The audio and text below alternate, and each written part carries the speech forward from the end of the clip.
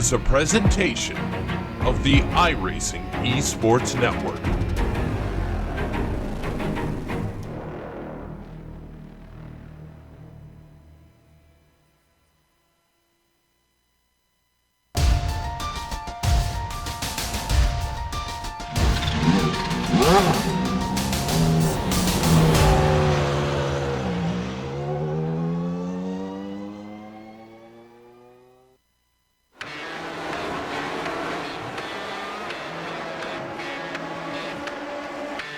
An icon reborn.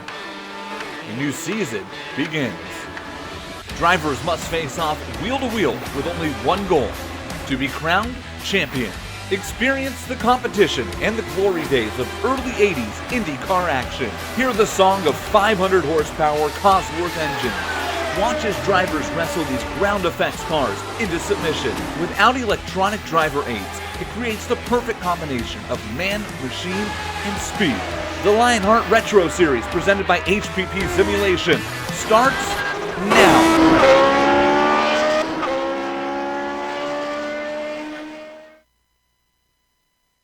So you're watching on the iRacing Esports Network, and you're wondering if you should stay tuned.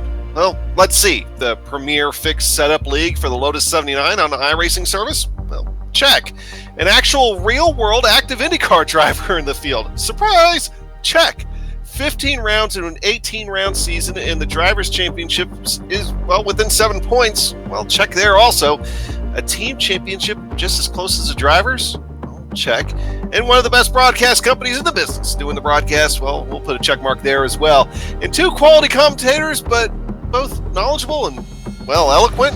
I've never been accused of being eloquent, and I won't hear, so 5 out of 6 ain't bad. Coming your way from Gateway Motorsports Park, presented by HPP Simulations, it is the Lionheart Retro Series Mental Health Awareness 200. You can see all the action from green flag to the victory donuts live as it happens here on the Global SimRacing Channel via the iRacing Esports Network. From the Show Me State, hello and welcome to GSRC's Countdown to Green, presented by the Sim Pit. As cyberspace flows into your place over the next 15 minutes, GSRC will bring you all the storylines, all the stats, and facts you'll need to appreciate the simulated Lotus 79 action that will immediately follow as we count down to green here for the Mental Health Awareness 200. Adam Young here with you tonight. Joining me as usual, Bill Soups on up in the booth. I'm Jed Yaman, has the director's chair here for tonight. Armed cameras located and loaded by Dougie Beard. Well, Soup, what a fantastic ending to that Iowa race. I missed it. I didn't get a chance to see it until actually just a little bit earlier today. And whoa, I missed a good one. And we could be shaping up for just as good a race here tonight at Gateway. It was a barn burner, we like to call it out here in Missouri. Let's talk about Gateway. It's been an integral part of the Midwest motorsports scene since it opened its gates back in '67. You know, it started with an eighth of a mile drag strip. They expanded that to a quarter mile back in '71. In '85, they put in a 2.6 mile road course that used part of the drag strip for the main straight. But here's the deal. In '95, a man near and dear to my heart, Chris Pook, who is the father of the Long Beach Grand Prix, bought the facility, promptly tore the thing up, put in a 1.25 mile oval and a 1.6 mile infield course that exists today. Now, the oval is the favorite of many drivers because of the differences at both ends. You can see it there. Turns 1 and 2 have characteristics similar to New Hampshire Motor Speedway. Turns 3 and 4 are more like Phoenix International Raceway. And the track is egg-shaped, reminiscent of the oval at Twin Rings Motegi. It's ovoid. Now, last year, Adam Blocker found the Gateway victory lane with Joe Hassard and Jason Galvin rounding out the podium. You know, Galvin has missed the last couple races due to computer issues, but he's got those fixed. He is back tonight, and not only he's coming right off a GSRC commentator's job where he was doing some stock cars. Veteran viewers will remember Patrick Taylor. Sadly, this was the last race before he fell victim to a sudden and fatal medical emergency on August 8th, 2017. Now, I know Patrick is watching, so let's give him and you, the viewers, an idea of what it's like to get around this place as we jump on board the old Lotus 79s and take a lap around Gateway. Hello everyone and welcome to the Global SimRacing Channel. I'm Brian Yazek, taking you for a spin around the Gateway Motorsports Park in the classic Lotus 79. So without further ado, here we go. Getting it wound up off of turn 4. This is where all the speed is going to be made at Gateway off of the corners, and I'll tell you how here in a second. Down the start finish line to start your hot lap. Drive it down right about until that caution light on the wall. A little bit on the brakes, downshift it, grab fourth, and then cut to the bottom and try to drive off this corner as straight as possible, because you're going to be able to carry the most speed that you can off of that corner. Really going to set you up good in the draft coming in here to turn 3 where you can potentially make a move. Turn 3, you're not getting down into 4th gear. You're just kind of going about half throttle until about the apex of the corner and then back on it, swinging it out here wide to the wall, down the front stretch once again, off into turn 1, once again looking for that mark on the wall, getting on the brakes just a hair just to set the nose, down into 4th gear, down to the bottom, straight off of the corner, really letting this engine sing coming down the back stretch. Watch that part of the wall on the back stretch that's blown out. Down here into turn 3 once again, wide apex, lift and float, and then back onto the gas real hard from the center of the corner off, down the front stretch, and across the line. And that is going to complete our track guide here around the Gateway Motorsports Park. I'm Brian Yazek. Enjoy the show. And that video lap, as well as the entire countdown to green, comes courtesy of our sponsor, the Sim Pit. You know, they're an entertainment channel dedicated to sim racing. Its mission is to bring you news, reviews, and information from around the world about sim racing hardware and software. It focuses on what it takes to be a better sim racer with instructional videos and how-tos that will help your performance on the virtual track. Check it out at thesimpit.com. Sean, Adam? Well, if you're going to confuse me for somebody, at least Sean's a good choice, right? I know who I'm working with. Yeah, okay. Hey, you weren't here last week. I forget. Right. Well, you know, of course, I might ruin some of your storylines on the point standings here, Soup, but man, after Iowa, things have really tightened up more than when I left a couple of weeks ago. It is nuts. Go ahead and give us the rundown on that. Yeah, sure enough. Now, check this out. Alex Saunders missed the season opener and had a 28th place finish at Phoenix. So, with only 2 races allowed to be dropped, when the Nighthawk Motorsports driver came home in 17th at Iowa, those points counted. Let's change. Let's look at Adam Blocker for Adrenaline. Now, he's been perfect attendance all season long, and after dropping a 29th and a 15th place result, he's left with nothing worse than a 6th on his record with 4 wins and 6 runner-ups. Look at that gap, only 7 from Saunders to Blocker, and really Blocker's sitting a little pretty with a little more drop insurance than Alex has. You know, one other driver I want to talk about is Chris Sleepy Lanini. You know, he's been anything but that recently. A 5th at Iowa, his best result this season, jumps the Dragon Flyer up 5 spots to the prized west side of the graphic. In 8th on the heels of his best result so far this season, that was his 5th. Now, since being dubbed Sleepy by one of the GSRC commentators, Lanini has yet to finish outside the top 10. You can thank me later on that one. Let's go down and look at the team championship. Oh my goodness, it was a runaway for Raven. They were gently rapping on the championship doors, but no, Raven Motorsports has been ran down by 8-Ball Motorsports. Raven had a horrible Iowa. 8-Ball had a great Iowa, and now the interval between them exactly the same as the interval between the drivers at the top of the Drivers' Championship. Adrenaline Motorsports, boy, they are notoriously strong, but they are just locked into 3rd position. You can see that there are no changes all the way down throughout the field. Keep an eye, though, on Nighthawk. They continue to climb. Look for them to move up into the top 5 before the season is over. Hey, Adam, why don't you talk about the newcomers? Yeah, you know, of course, the rookie standings so far runaway for Alex Saunders, as he now has a 103-point lead over Michael Goodman and 216-point lead over Brian Yazek. Of course, Michael Goodman, you know, he really stand to actually kind of, you know, get a lot of good points last week, but ultimately fell well down in the running order after that accident with 3 laps to go last week at Iowa. The only moves here in the point standings, of course, Bart Workman making, I guess his return to iRacing. He had a little bit of a break there. He's now in 12th in the standings, of course, following Graf losing a spot there. But other than that, that's really it for the standings, Soup, and lots of storylines we're going to be following there. And I guess one other thing that we want to mention about those standings is don't forget the last race of the season at California, another double points Triple Crown event. So things are going to get even crazier as the rest of the season goes along. Of course, Lionheart sanctions both this Retro Series and the Big Sister IndyCar Series. Both campaigns honor the memory of the original Lionheart, Dan Weldon. And with that in mind, let's go ahead and take a look at those series details. We are indeed season 2. This is sophomore campaign. The first one was a success. They decided to bring it back. Round 15 of 18. So we get this one out of the way, 3 more after that. You can see the 2 drop races that I talked about in the point standings. Of course, the car is the Lotus 79 setups. They are fixed, but they've been tinkered with. So everyone's racing the same thing, but they should be raceable. And of course, here's the big one. Cash and prizes at $4,391. That's a Denny's steak dinner away from $4,400. My goodness, that's pretty impressive.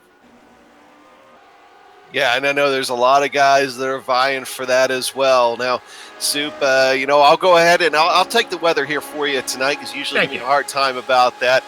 Here in St. Louis, East St. Louis, of course, just across the Mississippi River, 76 degrees, but for the track temperature, because we're running at night, winds out of the north at 10 miles per hour. The humidity, not too bad at about 35%, so a nice little Midwestern evening out there here today at Gateway Motorsports Park. Now, qualifying just getting underway, and, let's take a look at some of the favorites out there. Jake Wright, of course, we've seen Jake Wright put down some good performances. He was last year's champion.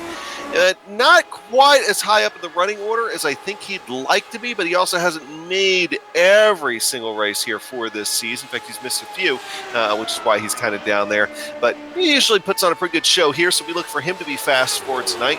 Another guy to be looking for to be fast. You see that fastest lap up on the board right now? Bob Mikus. He had a really strong run at Iowa. In fact, Soup, if I remember right, you were thinking he might come away with the win there for a moment after that chaos there with 3 laps to go. I thought he had it. I thought he was going to get through the smoke there, but Blocker was able to limp that car home. You know, we talked about the newcomers going on, and there are some big newcomers. One of them being Cordy Wenzel. He's really good. But, Adam, we got another newcomer that might need a little talking about. Yeah. I think he will need a little talking about. We'll wait for him to get on track, though, before we talk about it, before we ruin the surprise there. But David Altman's another one of those guys that has been real fast here today, and this tail end of the season as well. Another guy that missed a few races, so he's not really up in the standings, but he seems to be making his presence known at the end of these races, and right now sitting at 12th on the initial leaderboard. George Inzaldo. I got to talk about George. He's a series organizer. He does great things with the Lionheart Retro Series, but I would be remiss if I didn't mention just some of the bad luck that has found George's way here the last few weeks, Soup. Yeah, this has not gone his way. Take a look at Robert Bluen right now. Robert's sitting 20th. We got about 3 or 4 drivers yet to put in qualifying times. I think they're just waiting for things to clear out. Yeah, and of course, him, and also can't forget Samuel Ryman. Now, you were talking about Chris Lanini earlier there, Soup. And we got to mention that him and Sam Ryman are now tied for the cleanest driver award. They both have only had 15 incidents here so far this season, so they've been able to run clean and be able to actually have some halfway decent results because of it.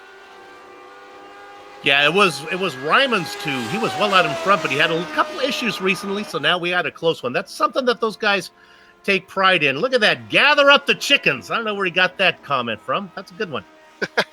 I don't have a clue. All right, so let's go ahead and spoil the surprise. He's out on track now. He's getting ready to take the green flag for his first qualifying lap. Sage Karam of IndyCar fame a couple of good runs over the years at the Indy 500. He's really been mostly running the Indy 500 the last couple of years in Indy cars, but he is joining us here in Lionheart for tonight. Of course, Sage Cameron, very active on iRacing. I've got a couple of friends who have actually teamed up with him, some endurance events, and he is going to be running that butt kicker onboard camera. We'll get that plug out of the way for those guys. Of course, with that butt kicker camera, he'll be carrying that with us all night long, Sue. Out there in the, what is the sponsor on that car there? The ICI Chemicals Plastics car. It's a nice looking machine. Wish Sage well.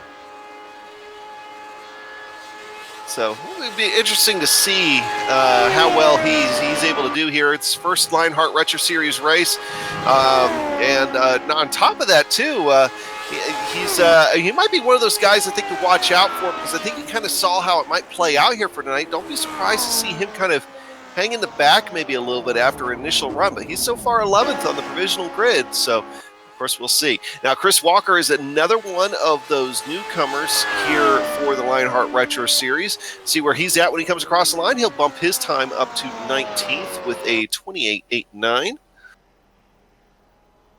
And I don't think anybody is now at speed out on the track. In fact, qualifying is wrapping up. So let's go ahead and go over to that HPP simulation grid. Sitting on the pole here for tonight. Surprise, he has been doing great on the ovals, even won at Michigan a few weeks ago. That's going to be Michael Goodman. Starting alongside him will be Adam Blocker. Then the man that is chasing Blocker in the points, Alex Saunders and Mark Cohen fill up row 2. Yeah, look how close those times are here in the first couple of rows. Brian Yazik just beating out James Brandt, but by just beating him out, that means they'll occupy row 3 together. Candyman Dustin Wardlow in the 7th position inside of George Anzaldo. Yeah, George with a great qualifying run. Jake Wright be starting in 9th. Alongside him will be Chris Stouffer. I have a former real-world commentator, Richie Hearn. I get to do these on the Lionheart IndyCar Series on Wednesday night. I get to get a real-world driver, Sage Karam, in 11th to talk about. Justin Weaver's going to be outside of him. Yeah, Chris Lanini in the 13th spot in the number 92 car. Alongside him, tied for the cleanest driver award here so far, Sammy Ryman. Welcome back to the series, Jason Galvin after a little hiatus. All ribbons and curls in the Sweet 16 position, Cody Winston. David Altman and Bob Michaels make up row 9. 19th and 20th go to Chris Walker and Bart Workman. And then starting in 21st position, you'll find Dan Guerin and then Travis Jägerleiner. Frank Beezer and Scott Johnson fill up the next row. And then Robert Bluen and Andrew Kinsella. And Miss Budweiser did not set a time here for tonight. George Adams and Cody Eldred as well, 27th and 28th, without a qualifying time. Yeah, and that will round out the field. So we've got 28 cars. And I believe out of those, we'll probably see 27 actually line up here and take the grid. Oh, no, actually all 28 are out there here. Usually we have one of the admins that are out there. But the guys are starting to get ready to roll. So here in just a moment, we'll start going through our onboard cameras. But I do want to make mention, of course, Mental Health Awareness 200 here for tonight. They are celebrating Mental Health Awareness Week. We'll give you a little more info on that coming up here a little bit later on in the show. But definitely something to think about here for tonight. As the pace car starts to roll away. And eventually here in just a few moments, Michael Goodman and Adam Blocker will be taking them to the green flag. As far as onboard cameras here for tonight, go ahead and roll through. Actually, we got the HPP simulation group. We want to tell you about HPP simulation. And when it's time to go sim racing, nothing beats the feel of a true hydraulic braking system from HPP simulation. Designed and manufactured in the USA on state-of-the-art CNC equipment. HPP's hydraulic pedals and their accessories set the standard for simulation racing. For more, visit hppsimulation.com. Jake Wright with that onboard camera here for tonight. Sage Karam, as we mentioned, he's got that butt kicker onboard camera. See all the family of products at thebuttkicker.com. Use the promo code LINE20 at 20% off your order. Hey, and Bob Mikas has an onboard here with us tonight for Van Hansens. VanHansens.com. Since 1983, has delivered personalized full service in a friendly, old-fashioned meat market environment. So we got a lot of cameras up at the top part of the field. I think it's going to be pretty exciting out there, Sue. You did it. You got it all in. Now we've done all the business. Now we can get to the business at hand. Time to go racing. Round 15 here in the Lionheart IndyCar Retro Series. Pace car is off. Michael Goodman's getting the green flag, and they are away. He's going to get a good jump. Expect a lot of drafting here for tonight on this egg-shaped oval, and that's been bringing plenty of action. They get through turn 1 here so far just fine. Looking in the back of the field, Brian Yazik able to slice up in front of that was Mark Cohn. Everybody gets away from that here so far. Can everybody make it through lap 1 so far? Turns 3 and 4. We all know turn 4 really tightens up at the exit at Gateway.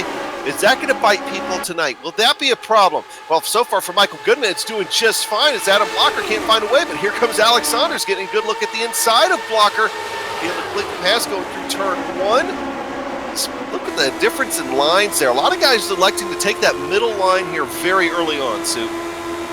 Not quite single file yet through the back of the pack. They're still trying to sort it out, as is the battle for third with Saunders in the dark car and the HPP machine of Brian Yazik. They continue to go side by side.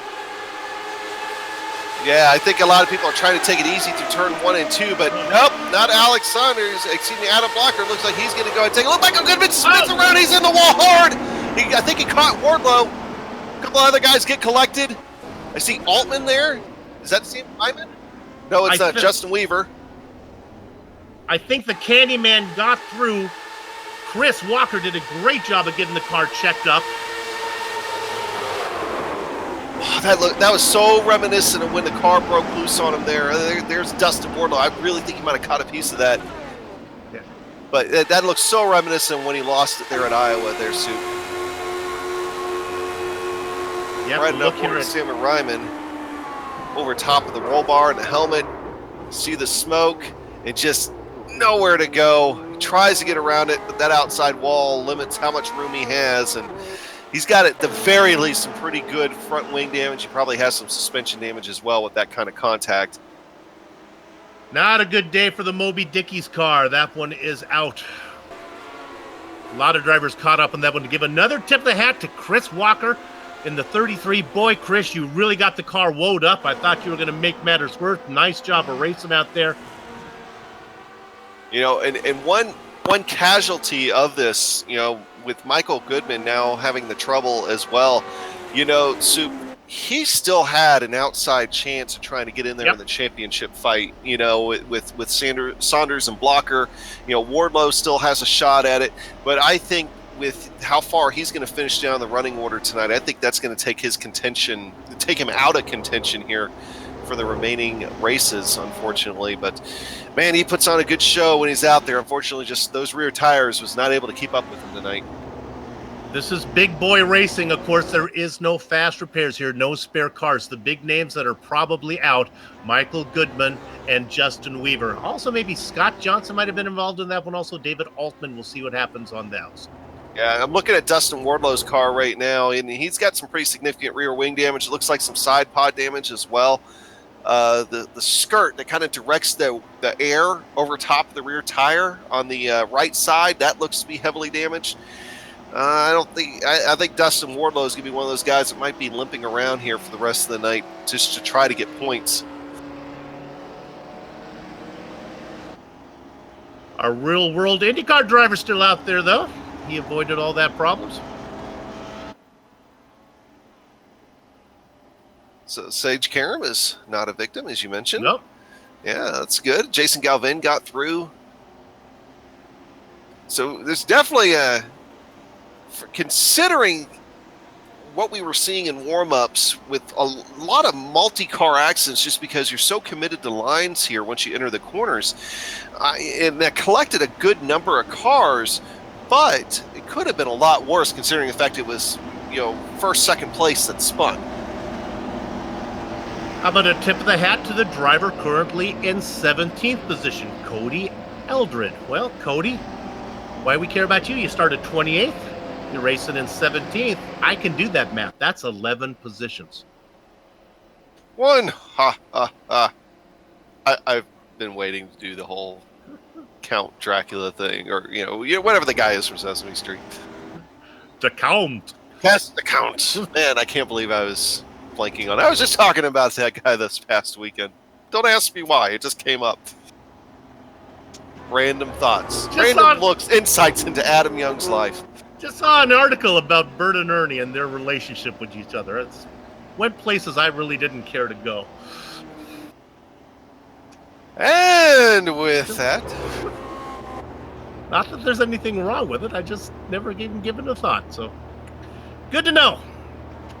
Thinking they should get one to go here, considering the fact this caution happened very early on in the race. Let's see if the lights go off in the pace car. They are off. So we're going to go back to green here in just a moment. But that changes things a lot. I mean, we expected Michael Goodman to obviously be very strong here for tonight, and a great qualifying effort by him. And now your top two in the race here to begin with, are your top two in the running order for the points, and that's going to be a storyline here for the rest of the season. But going into tonight, if you're just joining us, Alex Saunders only has a 7-point lead over Adam Blocker. Of course, Adam Blocker in the lead right now with Alex Saunders. Brian Yazik in third, Mark Cohn in fourth, and James Brandt in fifth. Hey, let's talk about James Brandt a little bit here. James Brandt has been one of those guys the last few weeks that he really seems to make his presence known in the middle part of the race, and then for whatever reason, sometimes seems to fall off just a little bit there, Soup. So be looking for him as we go through the next phase of this race. Mustang pace car getting ready to pull off and give the field there to Adam Blocker. There it goes. Wait for Adam Blocker to get on the gas. And there he is. Gets a pretty good jump on the rest of the field. Immediately moves up to that top line. Kind of leaves Alex Saunders out there to dry a little bit. Brian Yazik is going to get a good look on the outside of him going down to turn one. Yazik taking that preferred, what seems to be preferred anyway here right now, middle line. Alex Saunders goes up and slides right in front of him. I think that's going to kill actually Alex Saunders' momentum. Brian Yazik able to cut down, get a good run going down the back straightaway. He's going to have the inside line here going into turn three. And it actually seems like a little bit of the momentum as well. We'll see who gets the run off turn four. Alex Saunders able to come back just a little bit, but Brian Yazik still edges him out at the line. Going into turn one, Yazik actually gave up just a touch of time there, at least for the moment, to Alex Saunders. This battle on the racetrack right now going on for second place. We're going to decide right away which is the preferred line to have. Looks like the top one is. The bottom line's, you're going to, now listen to this, you're going to abuse your tires, but these tires are so hard, they're going to come back to you, but you're going to heat them up. So you might be able to run the bottom line for a while, then you'll have to stop, then you can try it again a little bit later. Yazik has to settle for right down the middle now in third. Yeah, and as soon as Alex Saunders cleared him, he was able to put just a little bit of time on a couple of tenths back there. So that battle cooling down just a little bit, but I'm looking at James Brandt back here, Soup. He's looking a little hungry, like he might want to try to get around Mark Cohn. That is going on as Brandt looking to move. He's right behind Cohn right now. Passing seems to be easy. I don't think the wash is as bad as we've seen on other tracks right now. Guys can get a run, and they can actually finish the pass, and if they don't make it, it's not so deadly. Right behind Brandt, Sage Karam now racing up in sixth, up 5 spots, getting a feel for how things work here in the Lionheart Series. Another guy coming is Jake Wright on the low side back in 7th. You see him right there. He's fighting with George Anzaldo, and they've been side by side now about the last 2 laps, and George Anzaldo holding his own. How about George? He's had a good run of bad luck. There's a couple songs about that, but he's trying to make up for it here tonight after coming off a good qualifying effort and so far holding his own during the race. If the racing gods are fair, they'll sprinkle a little good luck George's way. Right now he's going to be passed, I think, by Jake Wright. As he gets underneath him, we ride on board, looking off the tail, but look at the momentum that the top side skid stands hold up. Yeah, Soup, you made a good point, though, about those tires, though, and that's one thing Jake Wright does not want to do is abuse those tires and get them too hot. It's even as hard as they are, I think if they get too hot, that'll be a problem, and turns 1 and 2 at Gateway are definitely a place you got to be careful about that. Right behind them, you see that fluorescent machine of Jason Galvin making a dart underneath Chris Sleepy Lanini. Lanini hanging on, sitting there in 9th. Yeah, Jason Galvin with kind of an uncharacteristic qualifying effort, only coming in at 15th on the grid here for tonight, but being able to make up a couple spots, making a pass, doing a few passes, but also gaining a few spots after that accident.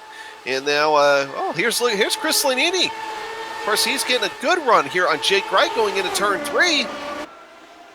Of course, Chris has the Patrick Taylor Memorial sticker there on the nose of his car. We mentioned Patrick here in the pre-race broadcast. This was his last race last year before he tragically passed away. So we always still want to mention that Patrick's in our thoughts. Memory lives on.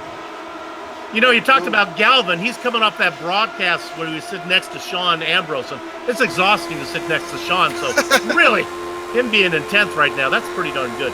Well, and also at Martinsville, it's a little bit of a different track than a stock car at Martinsville. Ooh. Hey, here at P5, James Brandt finally making a move on Mark Cohn. He's going to get around him and clear him. I really think Brandt, he's going around as Sage Karam is coming off of the back of him. I really think Brandt might have got the car in the walls. Yeah, I see that now. Sorry, blue and white cars. I mixed that up just a little bit. Yeah, Brandt was close to the wall. I don't think he quite got it. But Sage Karam's going to make easy work of him, I think, here. I think James Brandt, I think he got close enough, though, to maybe spook him a little bit, knock him off his game. He's going to go ahead and try coming back on Sage Karam just a little bit. Gets a good dive going down into turn 1, but Sage is going to be able to keep that momentum going there on the middle to high line, which here right now seems to be the preferred line if you don't have anybody around you. You don't need to go there, but I can tell you in 15th position, your hard charger is Andrew Kinsella. You know, I take that back. Andy didn't put in a qualifying time, so he is somebody to watch, though. He's coming up. So you're saying he does what I do and just kind of hang out in the back and pick up positions as I go. he is coming. I just do not want to get him credit for being a hard charger. Hey, P7 is now in contention. Jake Wright and George Inzaldo. Jake Wright now didn't have much luck on the inside line. He's going to go and try the outside line, see if he's able to do anything there. George fighting back there coming out of turn 4. And so far still running neck and neck. Yeah, Wright got credit with being first to the finish line to the timing and scoring. Now he gets underneath, but I think he lost all of his momentum. Here comes the dipsy-do, the hucklebuck, the hokey-doke, the dipsy-do underneath for Jake Wright. And you don't have to worry about me calling everything a slide job tonight, but that was definitely a slide job to get around George Inzaldo there for Jake Wright.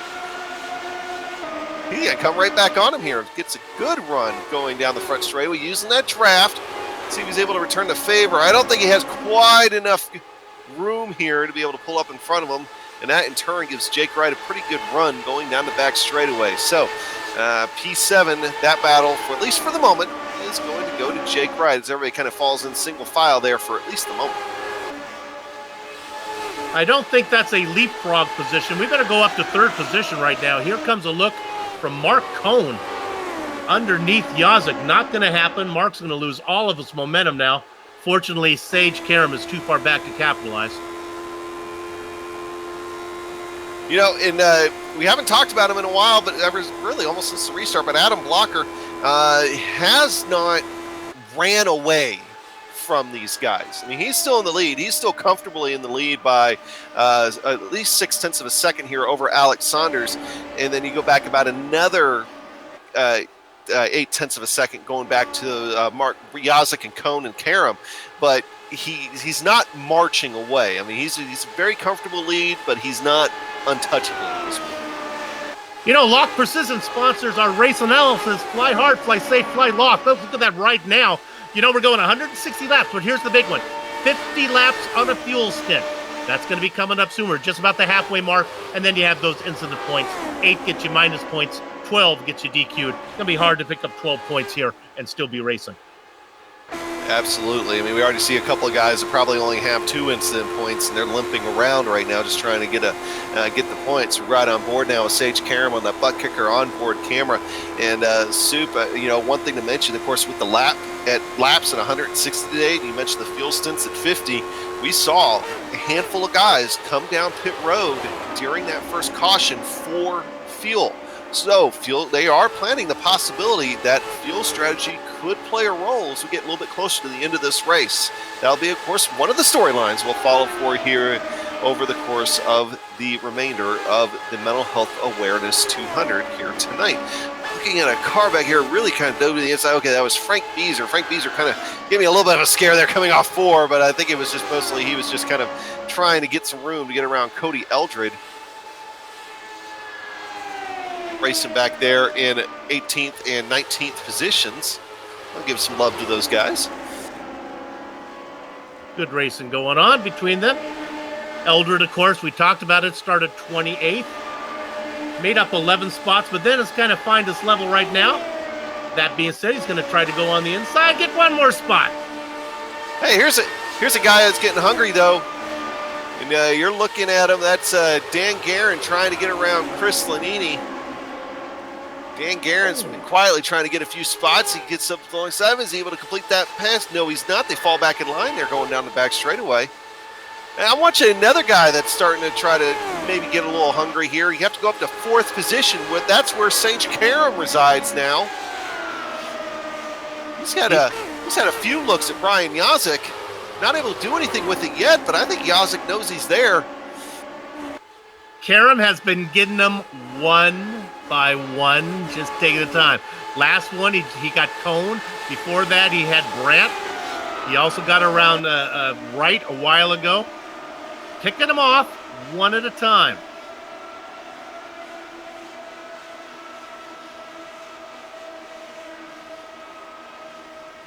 All this going on behind Alex Saunders and Adam Blocker, who are racing 1-2. You know, there's some lap traffic coming into the mix.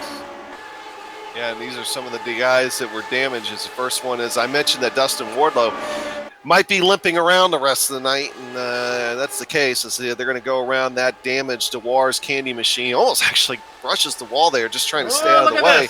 But that's going to give Sage Karam a fantastic run over Brian Yazik. Able to do anything with it here?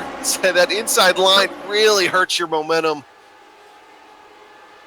Had it under there. He just couldn't drive it off the corner.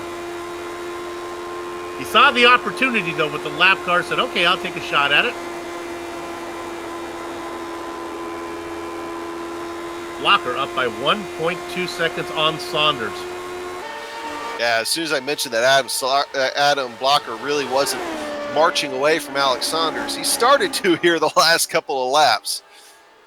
He also caught those lap cars, I think, in a little bit more favorable location. So, see if I can explain this without confusing people. The interval between first and second, point-wise, is larger than the interval, let's say, between 11th and 12th.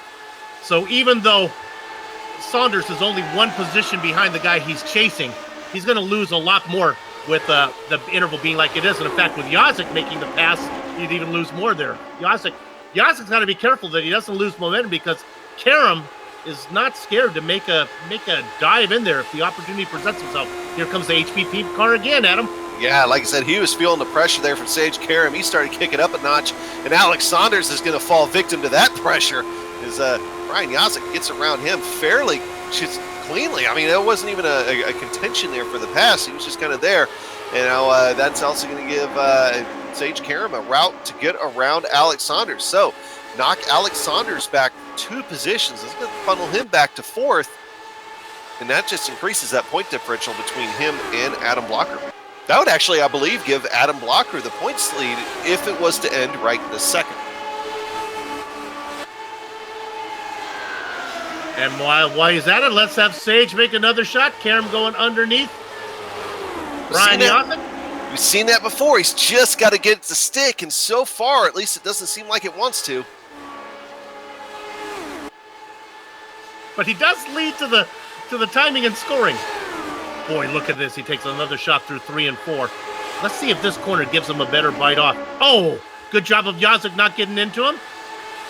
And once again, Karam is first to the line. Don't know if he can hold it. He's in pretty good shape, though, this time into 1, Adam. Yeah, he has the nose ahead of Brian Yazik. He'll be able to slide up here. And, back in, breaks loose almost a little bit. He had to get out of it. I think he had to crack the throttle just a touch. That's going to allow Yazik to come back on him. And here comes not only Yazik, but Alex Saunders looking to maybe try to reclaim one of those spots. He can't do it, but Yazik does get second place back. But here comes Sage Karam right back on him, going down the front straightaway. Yazik gets him to the line, but Sage Karam has that nose ahead once again, going through 1 and 2. We're going to see a carbon copy this time. He's going to be able to slide up in front of Yazik. He gets a much better exit off, too, that time, and should be able to hold on to second. But here comes Yazik again, using that draft, a little bit able to get back there into second place. He's going to clear him. Might just continue to swap positions here for a minute or two here, Soup. I'm not sure if this is the kind of swapping that's going to make your lap times faster, because they're killing each other's entry into the corner. And there we go one more time with Karam underneath. Let's give you an interval to blocker. 2 seconds, 2.1 seconds, and growing as those guys continue to leapfrog on both sides of the track. Caution on the speedway, trying to figure it out. Chris Walker, I think. Oh, a little net code with Andrew Havakech Kinsella. Chris, that's too bad. Oh, yeah, they were a good ways off each other, but that was enough contact. That's probably going to end Chris Walker's day. And you'll see him here get that net code nudge and then slide into the wall, and then the secondary impact hits the wall again while trying to get it straightened out. So, tough break there for Chris Walker. Net code nudge, that's something that... Yeah, you like that? Order that up from Dwar's Candy. That sounds like chocolate-covered net code nudge. We're going to see who comes down pit road here real quick. Everybody's coming. I would think so. That erases Adam Blocker's lead. I was just getting ready to say, in fact, here comes everybody. So using that entrance road. I was going to say that the real victim there while Sage Cameron and Brian Yazik were fighting was Alex Saunders. He was like, guys, you're fighting up there causing me a whole bunch of time. I need to keep Adam Blocker in sight. All right, None of that matters now as they're coming down pit road. We'll see how this works. With 50-lap stints, I appreciate it when the setups guys make the fuel tank a nice 50-lap stint. It helps me do math. That means we can get to lap 138, so we're going to need 3 more stops from here. Seems like everybody hit their pit box cleanly. I was wondering a little bit about if Sage Karamwood. I don't know how much experience he has with these Lotus 79s, but he gets in it good enough. Did he beat Adam Blocker? iRacing's going to give that win off the pit road to Adam Blocker. Sage Karam hangs on to second. Brian Yazik third. Alex Saunders fourth. Mark Cohn in fifth position. So that's going to be your top 5. We're going to go ahead and take a break here on GSRC. We'll be right back.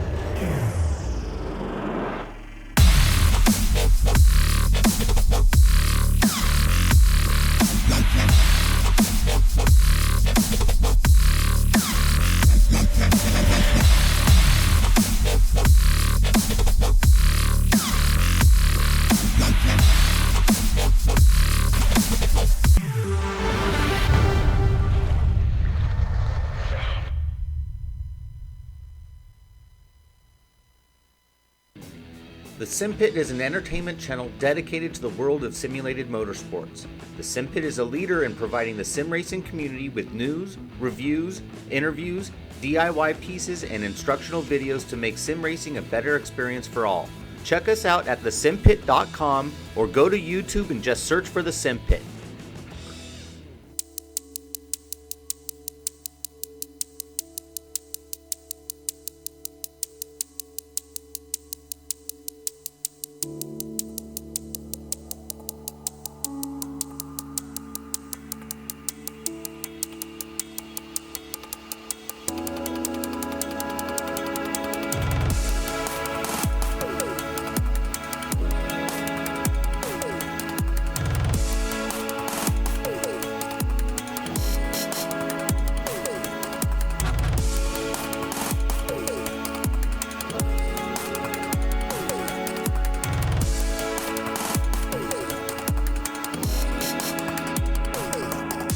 Welcome back to the iRacing Esports Network, presented here tonight by GSRC.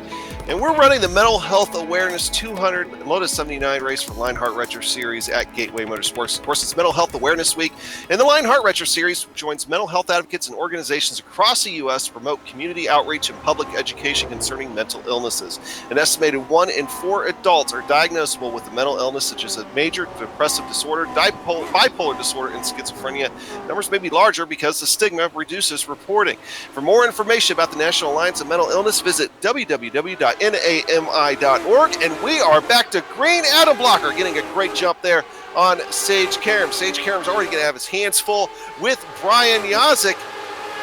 You're not going to be able to do anything with him here going into turn 1. In fact, Brian Yazik almost has to run the way high line, which I think was as many marbles that's up there. That's not exactly where he wants to be there, Soup.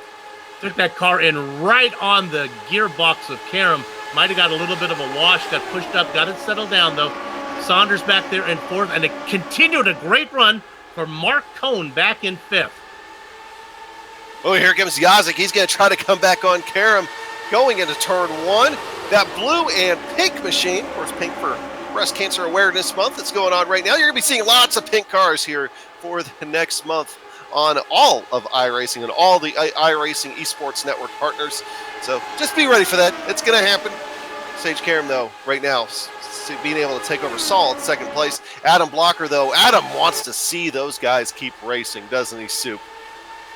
Yeah, he does, and maybe also does Alex Saunders. Saunders and Blocker probably think, I guess Blocker's in the best position being ahead of it. He can watch any nonsense that happens in his rearview mirror.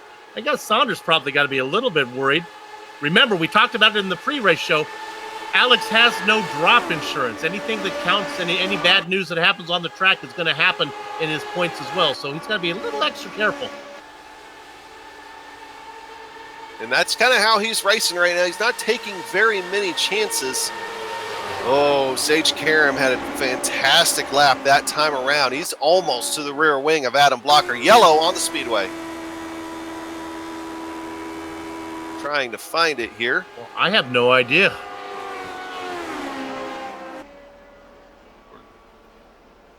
We're still looking for it.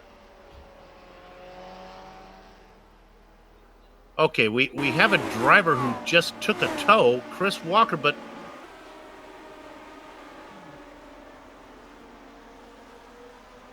okay, so we're thinking it was when he stopped on pit lane to take a tow on the pit exit lane, and that initiated the yellow flag from iRacing.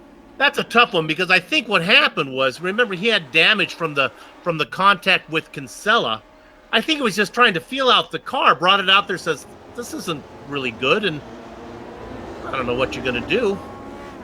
Sometimes those automated iRacing officials, they're cranky. Yeah, I'll admit, I've never seen a yellow initiated by somebody stopping on the pit exit lane. I mean, I figured that would have been safe to do, but here we are. Can't really do anything about it except ride around under yellow for a minute. Well, I wanted to go to the car currently in 18th position, car number 17, to give you an onboard camera, but he was all by himself. But we'll do this now because this is the closest he's been to anybody for a while. And of course, we're talking about Bob Mikas in the Von Hansen's Meat Machine onboard camera. You know, they've been offering you that old school meat market environment in a modern setting. I don't know what it is, but it's good. All I know is I go online, and I'm telling you right now, order up their flavored pretzels. Von Hansen's Meat. Flavored pretzels, they deliver? Well, it comes via... Will they deliver to Texas? Yes, they'll deliver, well, unless you guys secede, I think. But unless then, they will bring it your way. I don't know what you're talking about, Sue. Well, I will say, he was going to be a beneficiary. Then I actually looked to see how many laps he lost. But Andrew Kinsella had a good car, but down 5 laps. He right before or during that last yellow, he had a disconnect and dropped out of the server for a little bit there in the Miss Budweiser machine and lost a few laps because of that. But he is back out there running, but he's going to be well down in the running order for at least now. Might just be picking up people that are no longer able to continue. Of course, coming down pit road now, we'll see if he actually decides to do that here for the rest of the night. And the light's still on the pace car. We'll see what happens when they come across the line. Okay, so we've got at least 2 more laps here of caution at Gateway.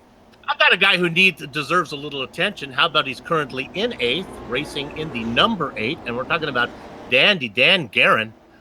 Started in the blackjack position, and he actually did put in a qualifying time, so he's learning how to race that Midwest Simulations machine. He's got lock precision on there. Of course, Midwest Simulations, that's part of the butt kicker. You can see all the families of butt kicker products if you go to MidwestSimulations.com.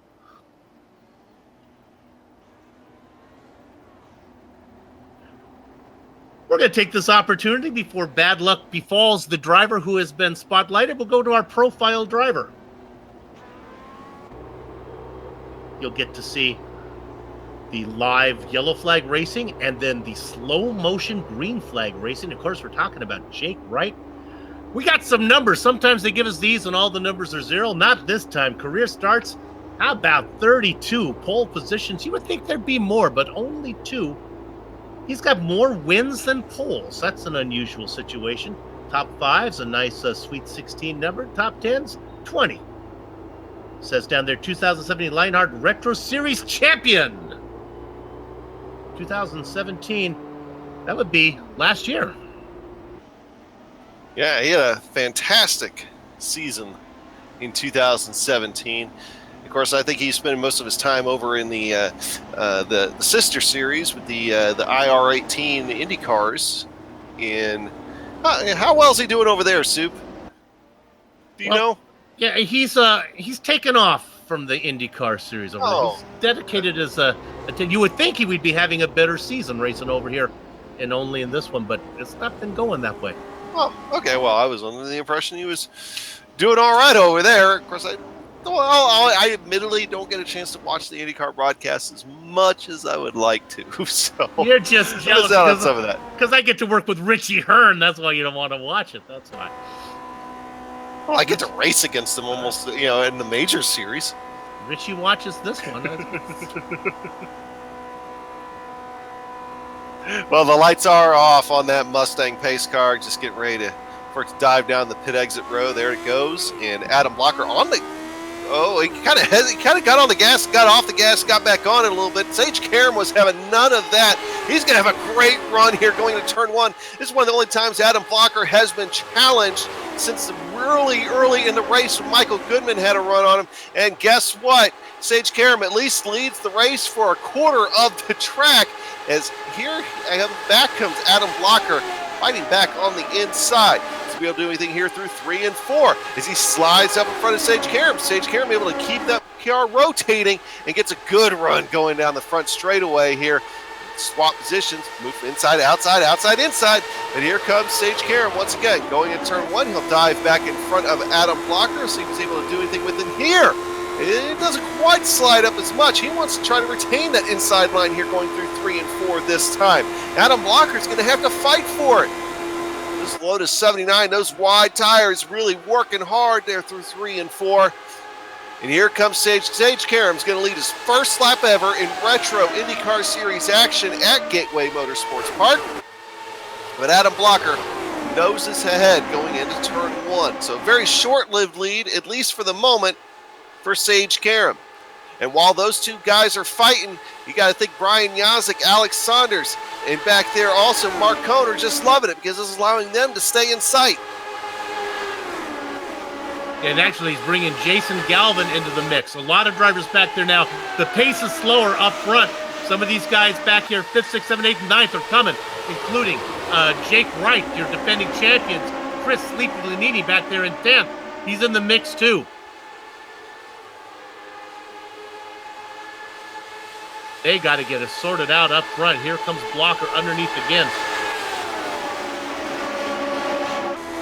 Yeah, we've seen earlier that don't want to run side by side for too long. We watched Michael Goodman get loose earlier, unfortunately, and collect a few cars. And don't want to see a repeat of that. I think right now what they're doing is just kind of swapping the spot back and forth quite a bit. I think right now the biggest risk is that's keeping Brian Yazik in the mix. And Yazik right now, I think he's looking a little hungry. If he can get a good run, look for him to try to get up there and do something. He really doesn't have a lot to lose as far as the points are concerned. So he's going to try to go for a win, just like Sage Karam is doing. Obviously this is his first start. He doesn't have anything to worry about with the points, but Adam Blocker sure does. You might want to think about that as well. This season is going to quickly wind to a close over the course of the next month and a half. Yeah, that time off of 4, Karam had a wide exit. Blocker was able to get the run, but he wasn't able to get far enough down into 1 to complete the pass. Now I think Blocker's going to have a hard time making this one with Karam getting a full run out of 4. Here you go. You see Blocker will take another shot at it, but he's just too far back, I think, to finish it because he might get a nose up there, but the momentum on the top side means he doesn't need to cross over. Oh, my goodness. Ooh. Oh, there was a couple of moments. Not only was there a moment up there with Adam Blocker and Sage Karam, there was a moment back here with Jason Galvin as well. As I think James Brandt got slowed up. So that was almost a twofer on an accident scale. Look at Galvin. We're going to replay on that one. Look up in front of him.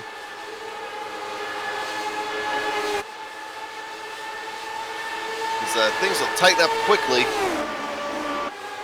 I believe it was coming out of 2 actually last time, maybe 4. That's all right.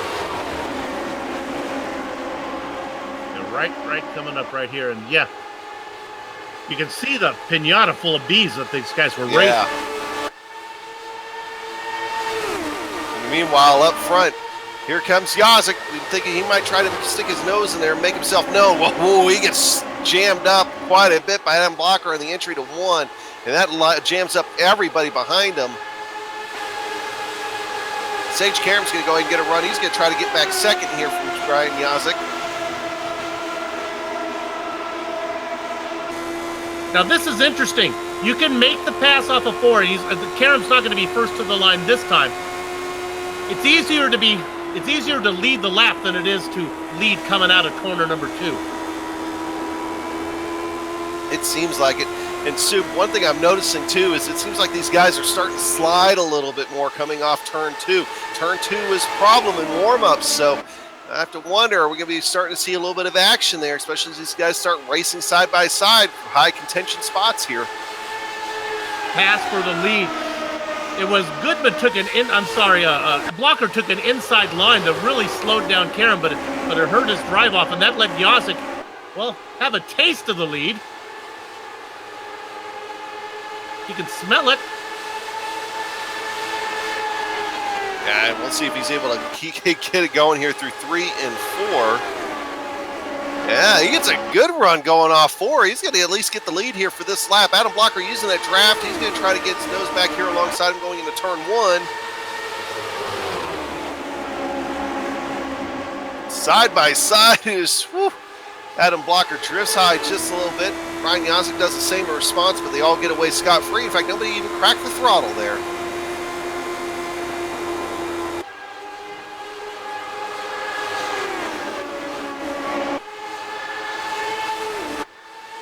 Here comes Yazik again. Adam Blocker gets that lap.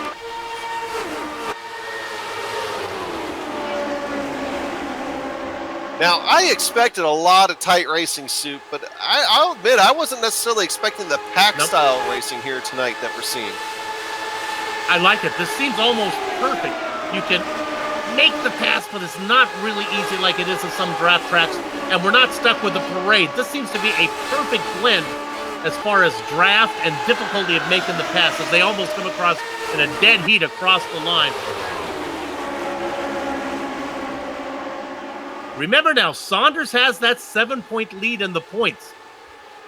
So Blocker up here, if we could give you one of those charts, I think every time Blocker passes for the lead, he moves to the championship lead. Then as he gets past, he's caught right now.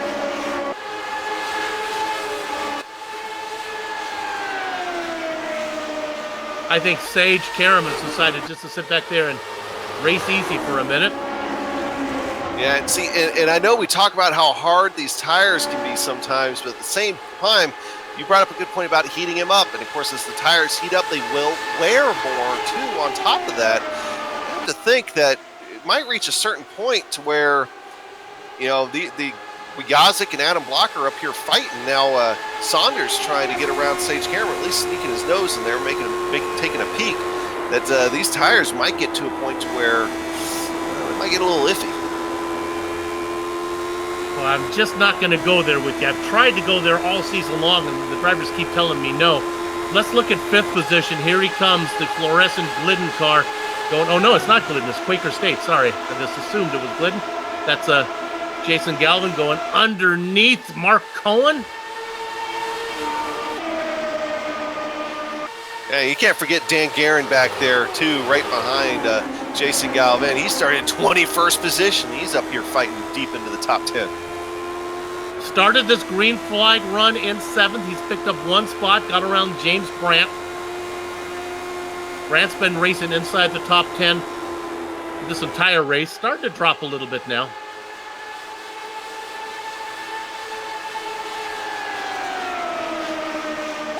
Drivers keep continuing to venture down there. Karam taking a look. And I think he's going to get it done. Yeah.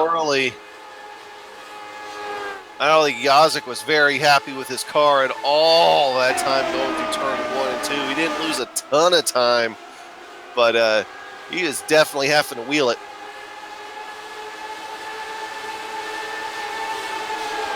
You got to try to come back here on Adam Blocker again. Oh, he's going around! And Sage Karam gets him. Nowhere to go. And getting on the binders, Mark Cohn actually parks the car behind those two. Karam ends up on his lid.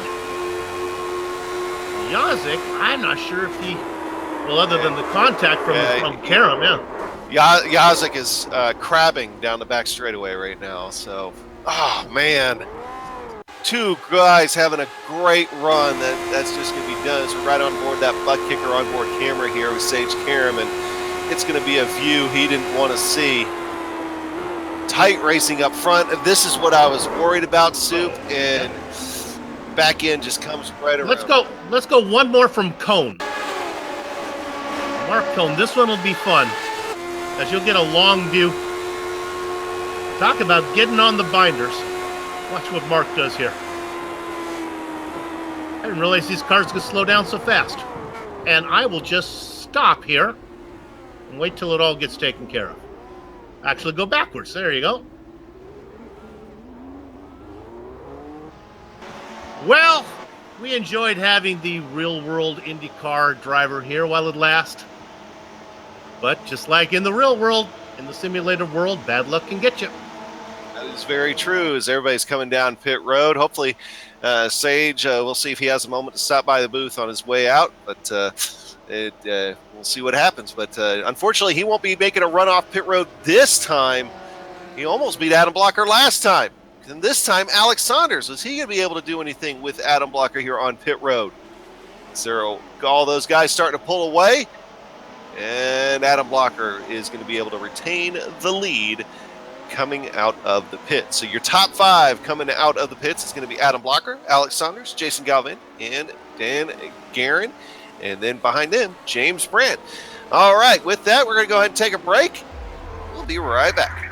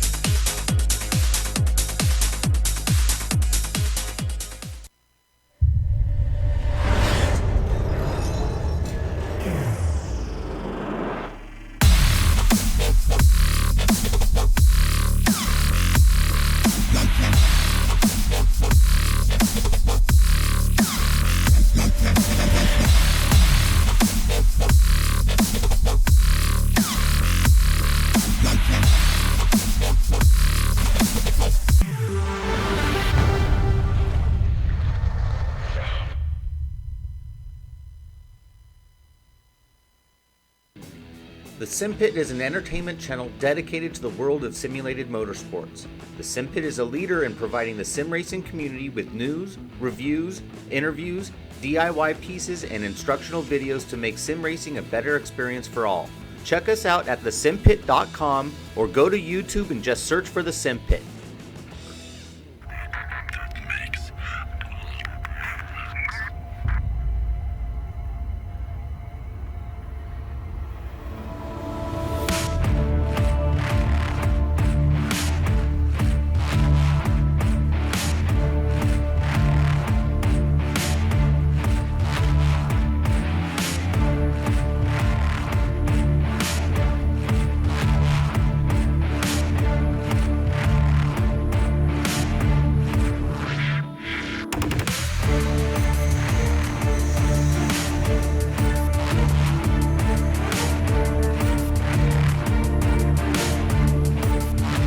We are one to go here at Gateway Motorsports Park. We're rejoining you here on the iRacing Esports Network. Of course, part of the Lionheart Retro Series brought to you by HPP Simulations. HPP is awarding a set of pedals valued at $1,395 to the season champion here for this season.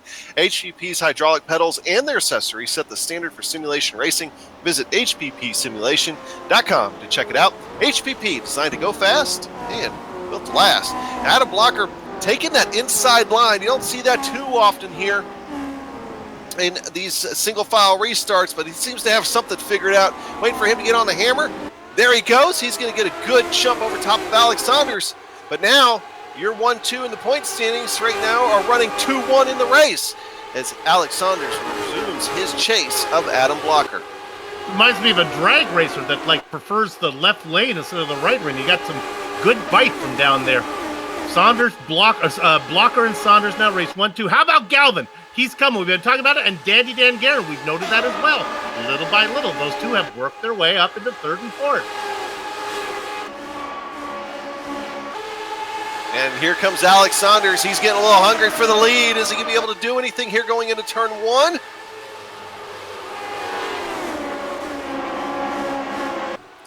He tries to slide, just doesn't have enough room to do it. Adam Blocker will be able to hold that here going through, at least into turn three. Looks like they might try to go ahead and try to slice and dice a little bit. Boy, Blocker brings that car right down low like you would expect, but then it gives a run to Saunders. Now Blocker will keep the top side. I know these tires are hard. We talked about it during the break, but you know, Gateway wears rubber like Catwoman. Eventually, your tires are going to give up if you keep that tight line in there. And that's what Blocker's going to do. He's just going to race up top, make Saunders use them up.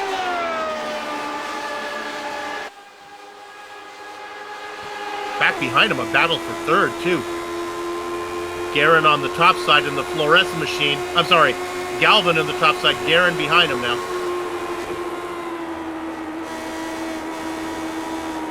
Seeing Adam Blocker really trying to hold it to the inside on the exit of two got a little sketchy for them.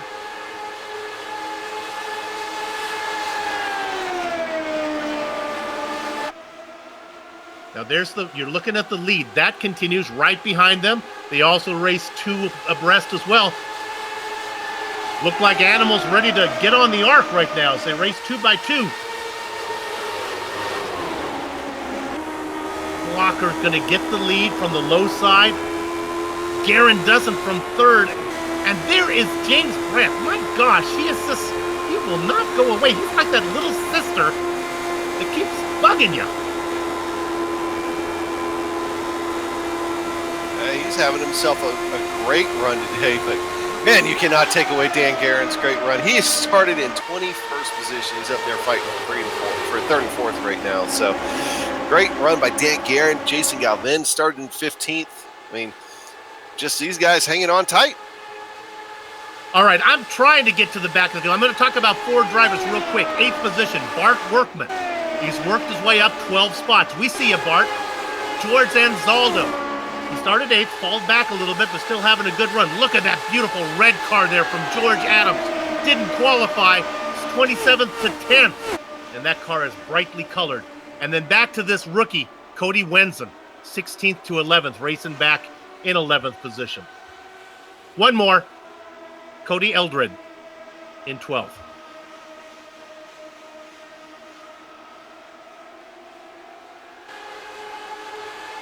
Of course, all those guys, a lot of them newcomers and everything else, just being able to have a great run out there. But one guy that's having himself just a fantastic season, Adam Blocker leading the way. Another guy having a fantastic season, the rookie Alex Saunders. Singing his praises a lot, especially the early part of the season. Now he's fighting for that championship, but he's not careful here. This is exactly what Adam Blocker wants to see. He wants to see Jason Galvin get up there and start challenging Alex Saunders for that second position. That yellow and green machine of Jason Galvin looking bigger as we're out looking out the rear wing of Alex Saunders' Lotus 79. And you have to think that the pressure is now going to be on for that position. Guerin took a peek at Galvin, decided not to, lost momentum. Brandt then took a peek at Guerin, decided not to, lost momentum. That let Jake Wright take a peek at Brandt, decided not to, lost momentum. You get to know where I'm going with this one. They all hold station. All happening in front of Chris Lanini.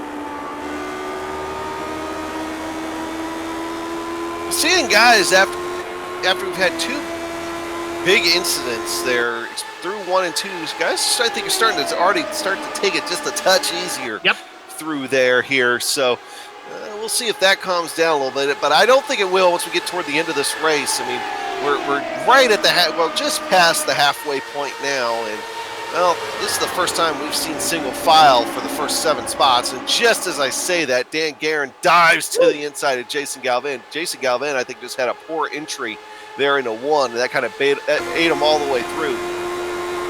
Well, I think Alex Saunders doesn't want to race 20 laps on the inside lane trying to pass Blocker.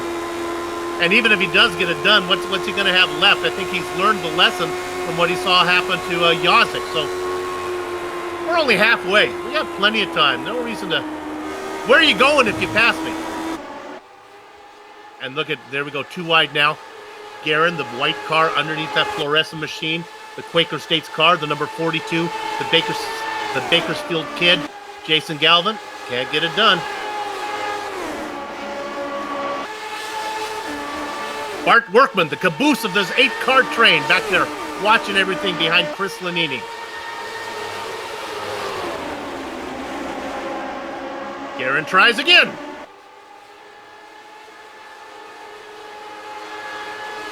At least for right now, holding on to that third spot. Jason Galvin coming right back on him. That time he actually slowed up. Dan Guerin had to crack the throttle a little bit. I think James Brainey had to crack the throttle in response. And this is bringing in Jake Wright, Chris Lanini, and Bart Workman into this battle there. Those guys will be fighting here for top 5 spots in the next few minutes, I think. And little sister James Brandt wants to play so badly. Reminds me of Rudolph and the other reindeers in front. Galvin and Guerin won't let him play any reindeer game. Oh my goodness! Blitzen, careful. Yeah, I hope James Brandt doesn't have any family watching. He might not be able to live down that little sister comment.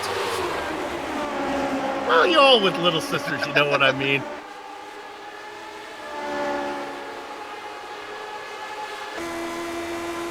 Better yet, I hope he has friends at the bar watching, and he really won't ever live it down.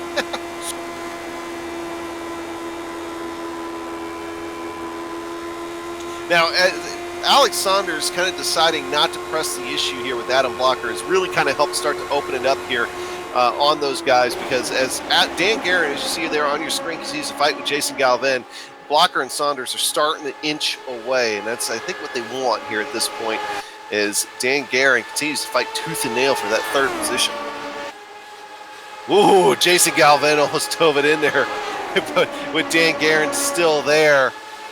Could lift out of it just a touch, but they get through it going down the front straightaway.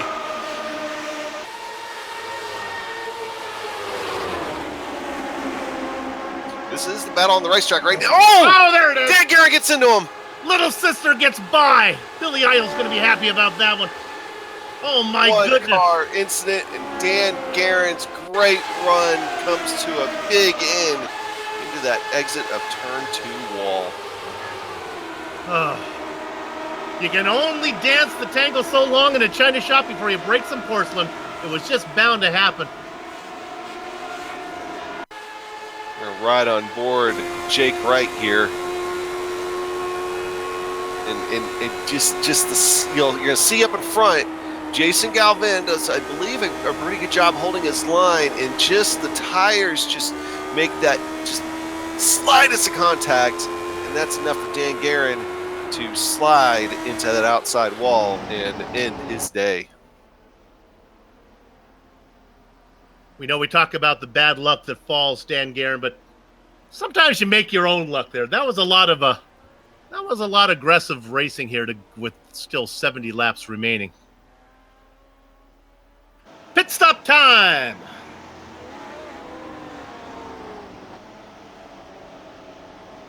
And now, of course, we've already seen almost a change in spots twice now on pit road here for the lead. Can Adam Blocker beat Alex Saunders off? That's what we all want to know. That's what we're going to find out. I want James Brandt right now to short fill. We got, you can't get there. You can only go 50, so you need this stop and one more. Well, wait, let me do this right. We have lap 90, so we have 70 to go. So one more stop. But who was out first? It was Adam Blocker was able to get out front. This time there was no real contest there getting off pit road, as Alex Saunders spun the wheels, I think, just a little bit too much. Now, at the top of the leaderboard right now, you're going to have Cody Wenson, followed by Frank Beezer. We'll see if they stay out or if they come down pit road. Stay out there, boys. You've only got 21 laps on your tires. Stay out there. You can go if you go another 30, you're in the window to one stop this from here. Why come in now? Well, let's see. We'll see what they do here in the next few minutes, but I say we go ahead and take advantage of the situation. Take another break here on GSRC on the iRacing Esports Network tonight. We'll be right back.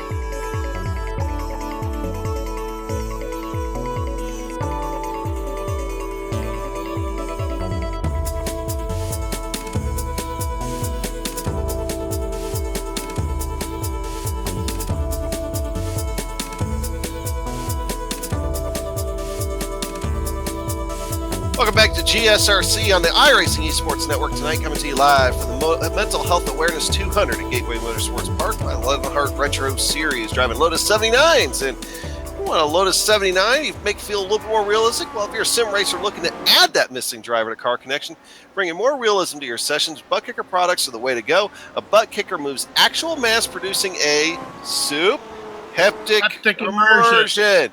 They are the way to go. See all the family of products at thebuttkicker.com. Use the promo code LION20 to get 20% off your order. Cody Winston going to be leading them down here to come to the green flag. He's going to give his shot at leading the field, and they are away. Frank Beazer starting in second, but he's already under fire from Adam Blocker. Let's see if Adam Blocker is able to clear him as Frank Beazer takes the real high line. Adam Blocker is able to get around him pretty efficiently. We'll have to see what happens, Sue, but these guys, Cody Winston, Frank Beazer, we're figuring that, this is all part of their strategy. Yeah, Beazer probably wanted a better start, but now he's going to settle down into fourth position. These guys are still one stop away like everybody else. Yeah, granted, their fuel tank's a little more empty, so when they stop, it'll be a little longer. But, I mean, what was Cody Winston going to do? He was back there, he's like the crust on your bacon, lettuce, and tomato sandwich. Nobody really cared much about it right now. Now, he's the bacon. He's up here in front. Way to go, Cody. Yeah, and so far, it looks like he's going to be able to lead a green flag lap. I don't think Adam Blocker is going to get to him by the end of this lap. And the rest of those guys back there still having a little bit of trouble getting around Frank Beazer as they're kind of jamming up a little bit. But so far, we're overall clean. Now, Winston qualified 16th. Beazer was 23rd. Frank maybe doesn't quite have the pace that Cody does right now. Beazer back to 6th. Nevertheless, doing a good job, staying out of trouble, just racing his line. But they're beginning to gang up on our leader. And I think they're going to come from both directions. Blocker and Saunders are a-coming. They are. We did kind of figure that this would happen. It was a merely track position move. Cody Winston wasn't thinking he's going to be able to hold the lead on to the lead for long, I wouldn't imagine. But he's got to hold on to it for as long as he can at the same time as Adam Blocker continues to try to use that draft, try to make a move down the back straightaway, not able to stick his nose in there on the entry to 3. We'll see what we can do here on the exit to 4. Cody Winston gets a good run. He's going to take this lead at least to the line. Adam Blocker should have an inside run here by the time they get to turn 1.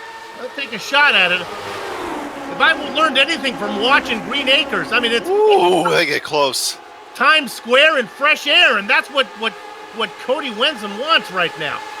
Now, if you're Cody Winston, you do got to be a little bit careful here and realize that these two guys are 1 and 2 in the tight points battle up top, and they're racing a little bit with care as much as he wants to be up there leading that race.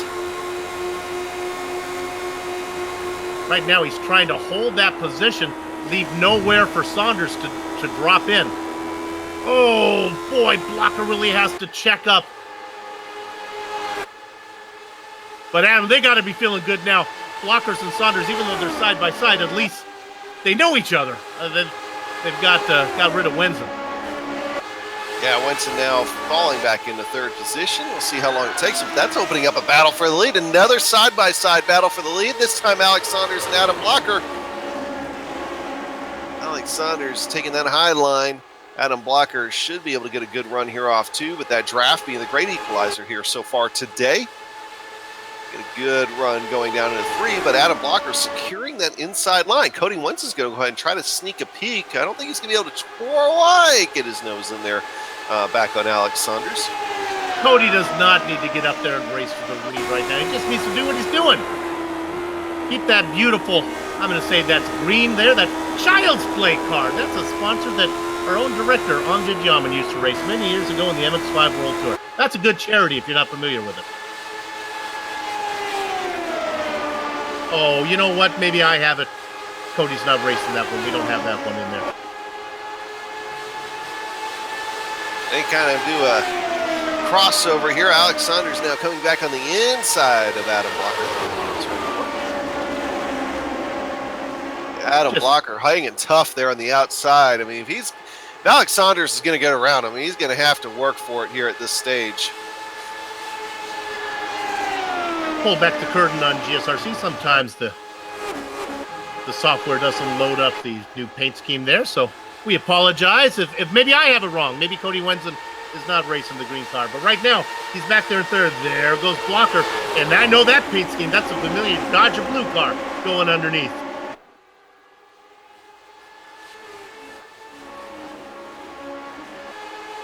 Galvin, Wright, Brandt, 4th, 5th, and 6th. Art Workman in 7th back here.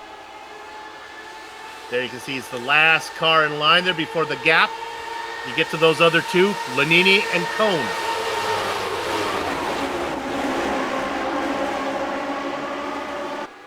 Ooh, Alex Saunders had to crack the throttle just a touch there. Keep from getting into the back of Adam Blocker. Everybody needs... Winston's still there. But now you're looking at Galvin and Jake Wright and James Brandt and Art Workman right behind him. They're all catching back up here to this lead pack. Everybody needs one more stop. But the guys up front, 2 of them are going to have to come in pretty early. Wenson's going to be into the next 15 laps, we think. Well, maybe 20 laps. I wouldn't be surprised to see Winston and Beezer pit pretty close to the opening of the window to go to the rest of the way. Oh, no. They can't afford the yellow coming out. They'll stay out there until their tank is as empty. Well, but Frank Beezer's already fallen back to be almost the last car in the lead. All right, well, Beezer might need to come in. This rookie, though. No, Winston's out there in 3rd. He's a happy camper.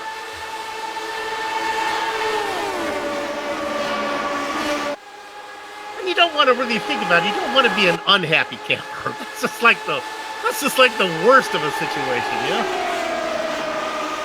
You already don't have the internet, and then to be unhappy. Ooh. Moving back. Cody Winston in 3rd. Galvin now under attack from Jake Wright.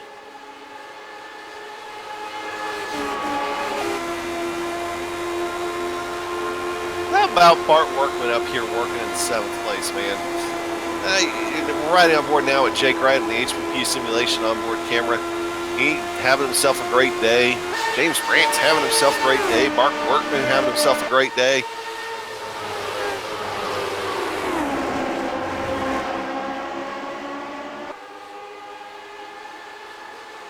Right now, running here at Gateway with 15 cars on the lead lap. Nobody is a lap down, but Dustin Wardlow is 2 laps down with Andrew Kinsella 4 laps down, and they're the only cars still running that are laps down in the lead.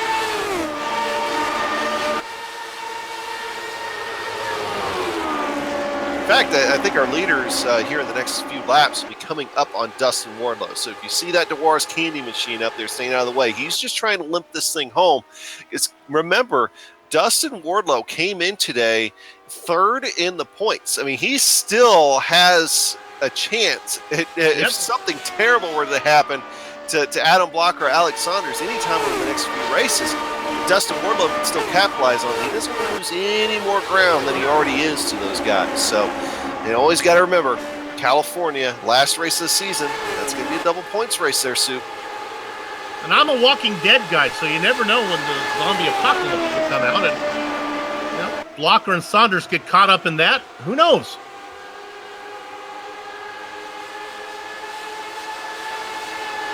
Look at Lanini. Lanini looking now on the back of Brandt for 8th position.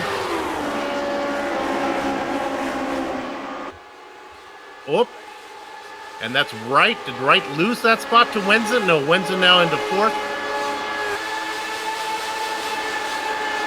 Yeah, that's right.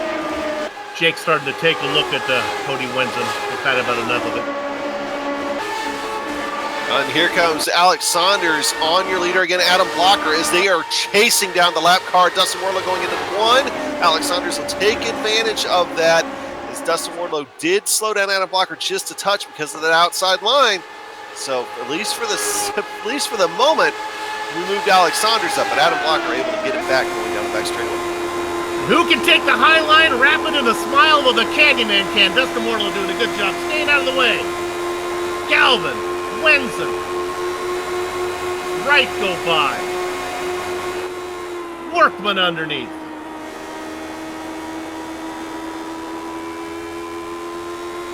Alex Saunders trying to get that slide to stick on Adam Blocker, but Adam Blocker has the momentum to be able to come right back on him. And now they had a good thing going to be able to separate themselves a little bit once again from that pack, but now they started racing very quickly. Jason Galvin and Winston are coming right back. We're in the window now. 50 50 to go.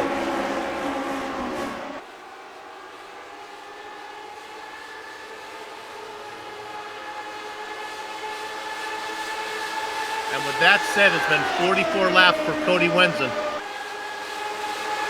All right, now he's thinking about rivers in China, ribbons around old oak trees, and roses in Texas. He needs something yellow.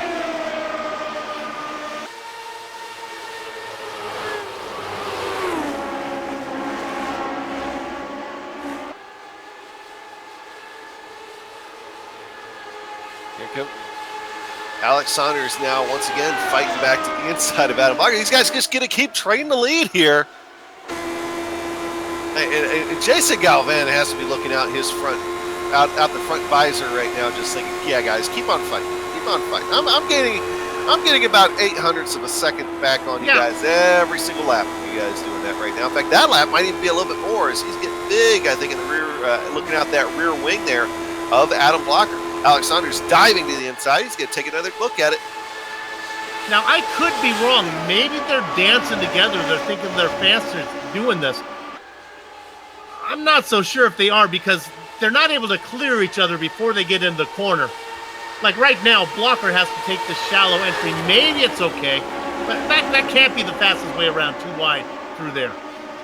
No, they've lost. They've lost a couple of tenths of a second to Jason Galvin over the last few laps. I mean, they gained a little bit just that last lap, but that was the first time in a while that they've actually gained time. Now, they're not bleeding time to Jason Galvin. Jason still needs to be able to run clean laps to be able to get back up there, but they are losing time. Oh! Both Adam Blocker and Alex Saunders had to crack the throttle on that one. Jason Galvin gained almost a tenth on him that last time by anyway. This time would probably be at least that with that little move right back there. You know, boys, did you not learn anything from Brian Yazik's incident? Or Michael Goodman? Yeah. They continue to battle.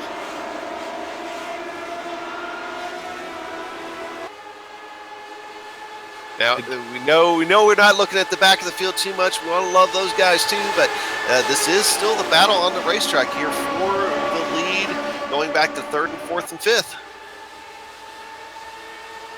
If you're backmarking one of the screen time, showdown, we'll give it to you as the leaders go by it. That was kind of rude, wasn't it? The touch. I got what you meant, though. I'll go back. I'll look for somebody to give a little shout out to here. I've got a P10. Look at George Anzaldo. He's being chased by Cody Eldridge. And George Adams in there as well. Love that red machine. Are we looking at that? Oh, yes, my red car and the camera's red car. Just a fluorescent red George Adam paint scheme. It's got to have a Ferrari logo on that. Sure enough, it does. Oh, you know, there's that. Yeah, that's a great looking car. Oh, here we go. Looking at this fourth position now. Boy, Jake Championship Wright has been working on Wenzen for forever.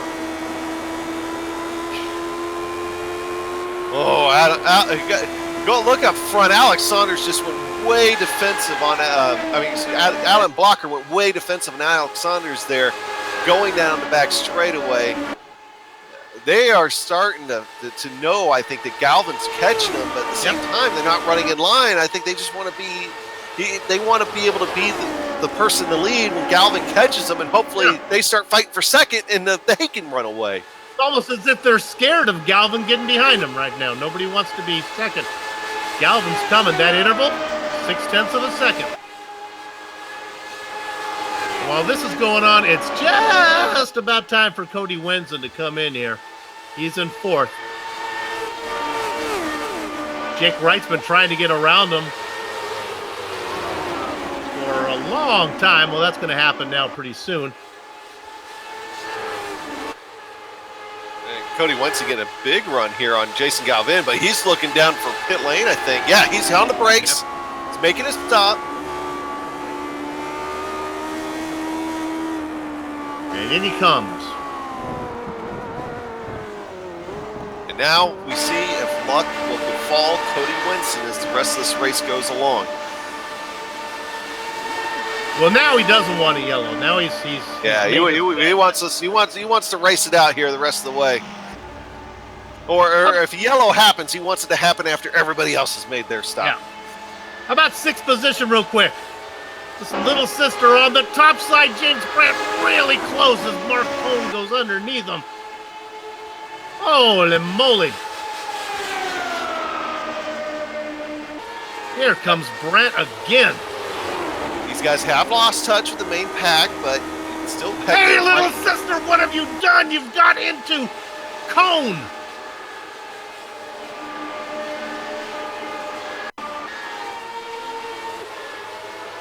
Oh, no. Ooh, that looked like a little bit of netcode once again here, Sue.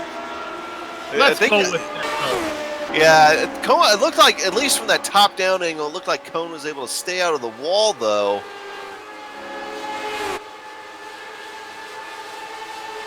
Back on that lead.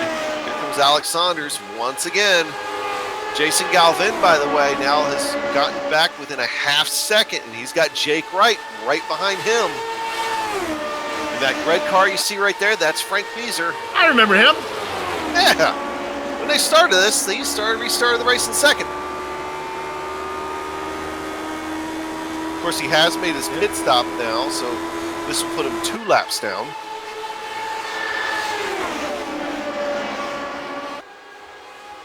But look what that does. That gives Galvin a chance. Here he comes in that citrus-flavored machine coming right up behind these guys. Whee!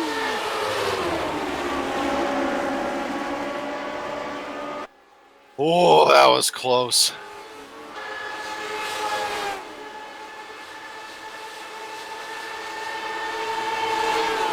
Jason Galvin now within a quarter of a second.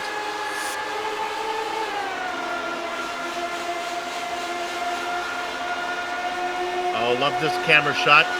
There's a blue car going underneath. Blocker. Is he going to be able to come up in front? He does. Here's the move underneath. Let's see who leads to the line.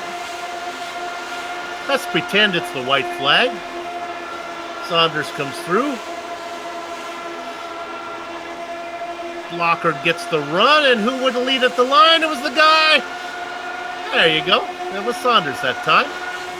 Yeah, with Jason Galvin now right there. So good thing it wasn't the white flag lap. Oh, Jason would have been there if it was. I've got to say, though, this is turning out to be another one of those classic finishes. And, man, we've seen a few of them this year. We saw a few of them last year. This Lionheart Retro Series always puts on just a great show on these ovals. And, man, the chaotic finish last week at Iowa. And here we are again. Alex Saunders, Adam Blocker up front fighting for it. 30 to go. This time we're adding Jason Galvin and Jake Wright into the mix. That's the battle of the AJs. Oh, Jason Galvin's back in, almost just stepped out on him. Jake Wright's going to get around him. I don't know how he saved that car, Sue. Yeah, that was ugly.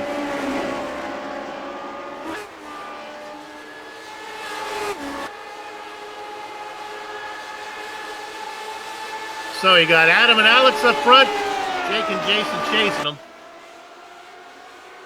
The AA and JJ show? That's it. All right. We have given it a nickname. It is official. They're coming up on Bob Mikas. Now let's see what Bob has. He's good to go. And all these guys still have to make a pit stop. Bob Mikas, I think, is coming down pit road right now. I think he saw the leaders coming and figured, I'm just going to come in now. I'm just limping around anyway. He was involved in that very first accident, so he has a lot of rear wing damage. Yeah, my timing of scoring must have been off. It showed me that Bob's made 6 stops, so Obviously, something going on with the. Yeah, his rear wing not looking good. Yeah, he's been trying to fix that car since that very first accident with Michael Goodman. So.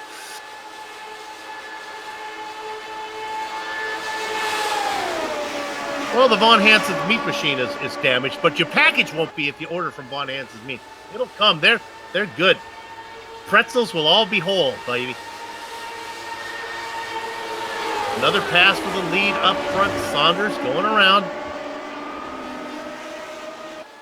Soup, I think the next big race that we're going to see, challenge for these guys, is that pit entry. Who is going to be bravest going around that flat pit entry and going to try to go the fastest? Because you got to feel like if you're Jake Wright or Jason Galvin, you might try to push that envelope a little bit harder than what maybe Alex Saunders and Adam Blocker might. I want to take you to 11th real quick because this is Cody Wenson. Now, why we care about this is he was racing with those guys up front. I think his pit stop's going to be longer than the rest of these guys. But he's in a battle now with Cody Eldred and George Anzaldo. Wenson is a lap down. First car 1 lap down. But that's who Blocker and Sanders are going to try to get out in front of. Yeah, and I've been watching him a little bit back there, Soup, and he's been losing time to some of those guys. Because, well, he had close to a full tank of fuel when these guys are at the tail end of their runs. But also just the simple fact of being in traffic, he's been losing time. And that is not going to help him in the long run. I think what Cody Wenson wants, I think, at this point is to have that yellow flag happen right after pit stops and be able to jam the field back up. There you go. He's got a chance. Wenson's got a chance to get out in front of Brandt, maybe, who's racing in 5th. Brandt and Lanini are close together. They race for 5th and 6th. Now we're looking at Travis Jagerliner. Haven't heard much from him.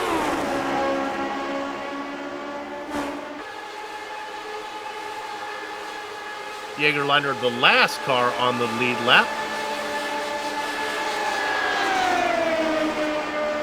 Oh my goodness, nope, I thought it was time for pit stops, but I guess not. How long have these guys been out there? 49.3. Yeah, we're getting close. Of course, granted, they had a few yellow flag laps in there, right after their pit stops. So I'd be surprised to see these guys go maybe 52, 53. Just as I say that, Chris Lanini decides to come in. So Lanini's one of those cars that I thought maybe that he might be in trouble if Cody Wenson getting around. Wenson just out of corner 4 right now. Lanini still getting up to speed. And sure enough, Wenson gets him, and meanwhile, our leader's in. Yeah, Adam Blocker coming down pit road. He is screaming down that pit exit. Is he going to get it woed up in time? He barely got it under the speed limit in time for that pit line there. Oh, and Saunders spins! As we talk, Saunders has put it in the wall. The caution is out. What does this mean? I think this is good. Well, for a number of reasons for Blocker. We'll have to see, but that is... He was hurrying. That's going to hurt Alex Saunders there. Yeah, I don't think his damage is race ending, but he's definitely hurt. He was hot lapping. He was going to make hay while the sun shine, while the fuel tank was light. He had that advantage because Blocker was going to be on a heavy tank. And Soup, this is key. And Adam Blocker did get off pit road before Jason Galvin came around. So there he able to retain the lead lap. I admit I was worried about that, but everything's okay there. So Blocker will stay out. All the other cars will come in and take a stop. Cody Wenson's going to stay out. Yes, he will. In fact, I think Cody Wenson here, they're still trying to scream around. If they can get the rest of that field caught up in time, he might be the leader here. He's going to be our leader with maybe some cushion. Oh, well, that's right. He's just getting back on the lead lap there because the pit cycle hadn't completed yet. So he's actually just getting his lap back here. So he's going to be at the tail Yep. end of the lead lap. So the first car on the lead lap who has made a stop is indeed Adam Blocker. Galvin is beating Jake Wright off.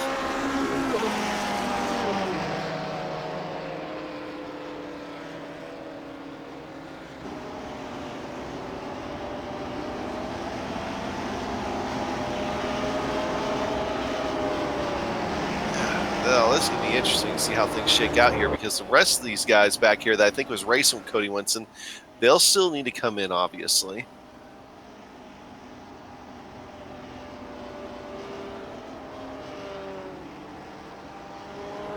See, Bart Workman had already completed his stop. We watched Chris Lanini make his stop.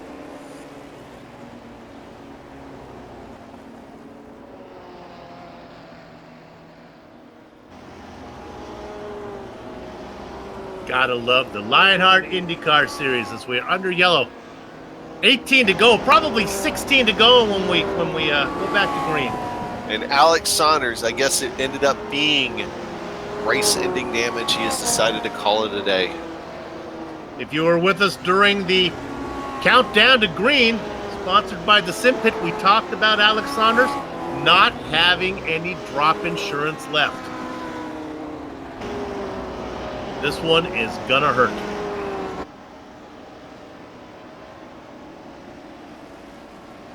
Yes. I would not be surprised here, Soup. I won't be surprised, but I'm not expecting it to happen. Let me say it like that. But if Wait a minute, Adam Blocker was to take it easy the rest of the way. Let me digest this. I won't be surprised, but how did that go? What was that?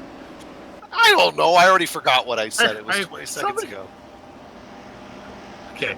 Basically, I don't think it'll happen, but Adam Blocker could potentially try to take it easy here for the rest of the race, knowing he's now going to have a good points day over Alex Saunders. Sorry, I'm with you now. You lost me on the setup to that, but I got confused with it's almost 11:30 here. Your algebraic logic there. Okay. Here's what's going to happen. Adam Blocker's your leader. Right behind him is Jason Galvin and Jake Wright. Little sister is in there as well. James Brandt in fourth. Now everybody's going to get the wave around.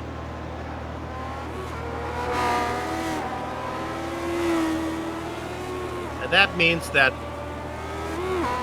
when Blocker pulls up behind Medina Mendez, our pace car driver, he'll be in first. Galvin, Wright, and James Brandt. And where did our rookie sort himself out there when it's all said and done? Cody Winston in P8, getting the wave around.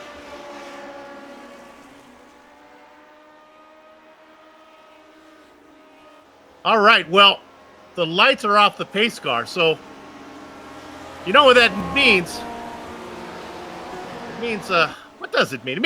It means we need the funk. Gotta have that funk. We need the funk. Give us that funk. It's time to go boogie racing here. Pace car is in. Adam, you got it. Yeah, Adam Blocker. Jason Galvin followed closely behind, but Adam Blocker's going to get the jump. Jason Galvin, it falls back almost into the clutches of Jake Wright. Fantastic start there by Adam Blocker. Possibly the best one all night, and it's when he needed it the most. Jason Galvin falling into that high line. Got to be careful up there. Jake Wright not able to capitalize on it, so they're going to settle down, run single file here for just a minute. They got to be very careful not to let Adam Blocker get away in the opening stages here of what could be the run to the finish. We really only have about 15 laps left of this thing. Well, about 14 now here coming to the line. I've not seen Jake Wright really be doing anything, but we have seen what Galvin's got, and he's showing it right now. Galvin can pass cars going underneath. Oh, he drifts up and he saves it. Woohoo! We've seen Jason Galvin get loose a couple of times on the exit to 2. It's been a trouble spot if you're running up front here today. You do not want to get snake bit up there for sure. Jason Galvin, now he's going to lead this lap, but Adam Blocker still trying to use that draft, try to use it again. He's just blinked out for just a second. He's back though. Everything's okay, but Jason Galvin still trying to run that really high line through 1 and 2. Has he found something up there? We'll we'll have to see if he's able to use it at all. But he's going to dive way to the inside here going into 3. Jake Wright, he's going to sneak a peek back there as well. Trying to do something with it here, Soup. Jake's got plenty of time just sitting back there. I know the tires don't wear out, but he's just sitting there happily saving his stuff, waiting for the last lap. Can you get there from 3rd? I think so. Look at the run that Blocker gets up top. Boy, Galvin is really working the car. And don't forget, I mean, we've seen it a couple of times now. You can have Brandt back there in the catbird seat out of all this. And he's already missed, 2 accidents here today. Yep.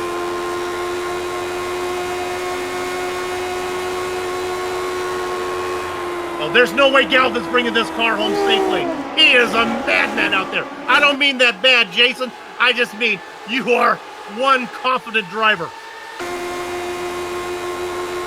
Almost knocking wheels there with your leader, Adam Blocker. It doesn't get much closer than that as you ride on board with Jason Galvin.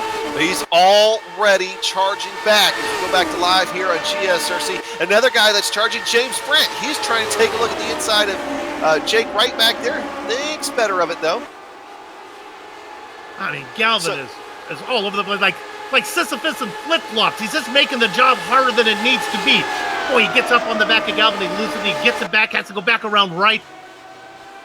Blocker, Galvin, and Wright. Go ahead. Yeah, we were talking a few minutes ago with it being the AA and JJ show. Well, now it's the AJJJJ show.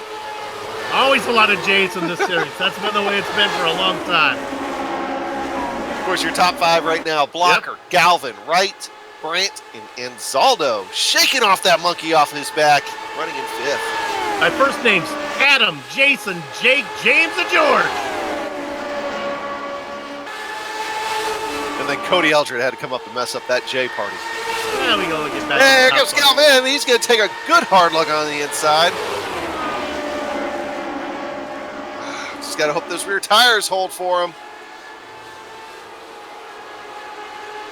Adam Blocker starting to drive defensive. He's going to make Jason Galvin get around him way to the inside. It's definitely not a preferred entry for Jason Galvin, but still able to hold on to it. He's going to lead this lap. Lead the lap. Making way fast, Soup. 7 to go. Oh, he's sliding. Just a touch. Those rear tires were starting to lose grip. That entire front pack jammed up a little bit. Jake Wright's right there. James Brandt is right there. Adam Blocker, you take a look to the inside here of turn 3. I'm surprised that Galvin left the inside open. I guess this is what he wants to do. The little dip-to-do hucklebuck move. He's not going to lead the lap, but boy, it was close. Well, he's got to be careful here going into 1 and 2 after the last couple of laps. They're able to hold it together just a little high, but Adam Blocker not having to react to it. He's going to stay in the throttle. They're snaking down the backstretch just a touch. Jason Galvin's going to try the inside here going into 3 and 4. Trying to keep that car down low. How many races at Gateway, particularly in stock cars though, have you seen crazy finishes coming off turn 4? Can we be shaping up for one here in the iRacing world tonight on the iRacing Esports Network? Oh, we're going to find out about 5 laps, maybe even sooner if these guys get really antsy. But man, they're fighting tooth and nail for that lead. Jason Galvin right underneath that rear wing of Adam Blocker.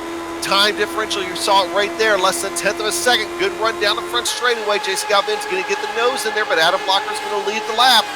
Don't forget, Jake Wright and James Brandt right there should something happen. Not even necessarily a spin, just any kind of slow up, and they're going to be right there to pounce on it.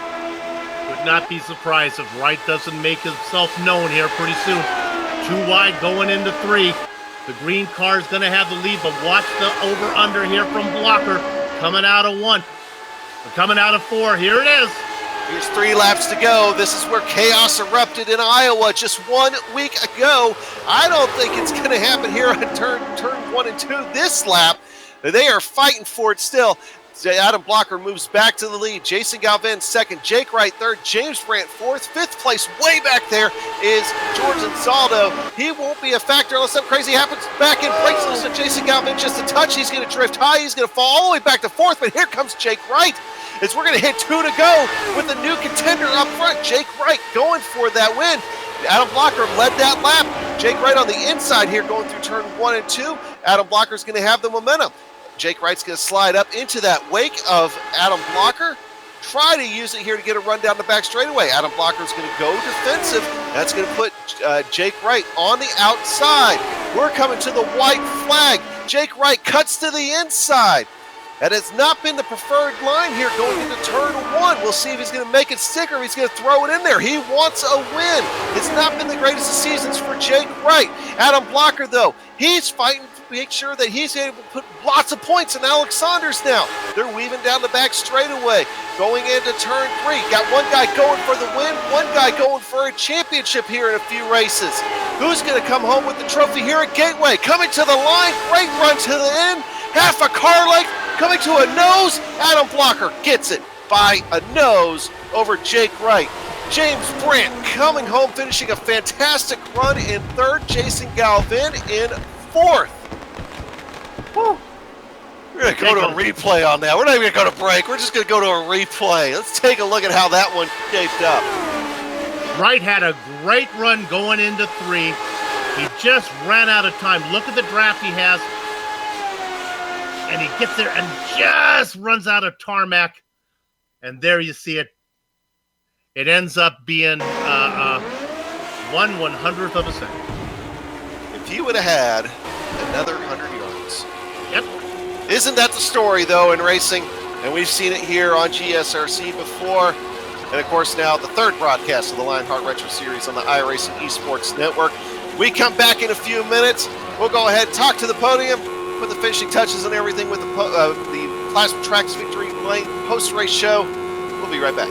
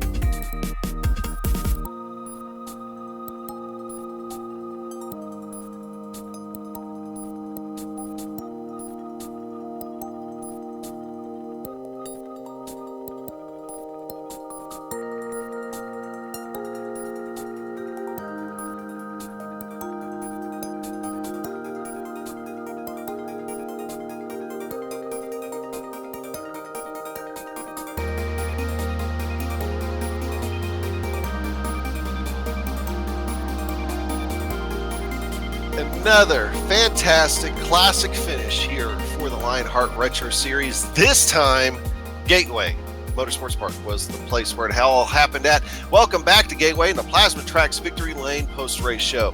If you're struggling to find something for the person who has everything, I have the website for you, plasma-tracks.com. Not only produces original racetrack wall art, produces motorsports trophies, home decor, and motorsports fabrication are also available. Words cannot do justice to the uniqueness of their wares. The only way to fully appreciate their artwork is to see it for yourself, but be warned, one visit, and the next thing you know, you'll be trying to convince your spouse why you need a Plasma Track wall art hanging in your home. See it all at plasma-tracks.com. Oh, all right, I'm still trying to catch my breath at the end of that, so we'll see if I can get through the top 10 here. Adam Blocker coming home with the win, 16 thousandths of a second. That equates to about a nose over top of Jake Wright. James Brandt, what a great run for James Brandt today, coming home in third. Another great run from Jason Galvin, making his return after a couple weeks off with computer issues. Bart Workman, great run. George Ansaldo shaking the monkey off his back. He's had a couple of bad luck races here in the last few weeks. Coming home in sixth. Cody Eldred in seventh. Pit stop strategy. Got Cody Winston solidly in the top 10. He's running up in the top 3 for a while there toward the end. Travis Jagerliner in 9th and Chris Lanini in 10th. You know, the mid-packers like Skull Island, it's just hard to get to. Mark Cohn comes home in 11th. George Adams, we saw all you guys in 12th, the last car on the lead lap. Then we get to the guys who were one lap down, Bob Mikas and Frank Beezer. We did see Beezer race up front for a little while with that alternate pit strategy. Andrew Kinsella, was he in this race? Well, I guess so. He gets 15th. Apologies to Havoc Ketch. Didn't get a lot of time with him. Dustin Wardle, we saw him. The Candyman got into trouble. He comes home in the sweet 16th position. Alex Saunders, 18 laps down, was racing up front for a while. You all know what happened there.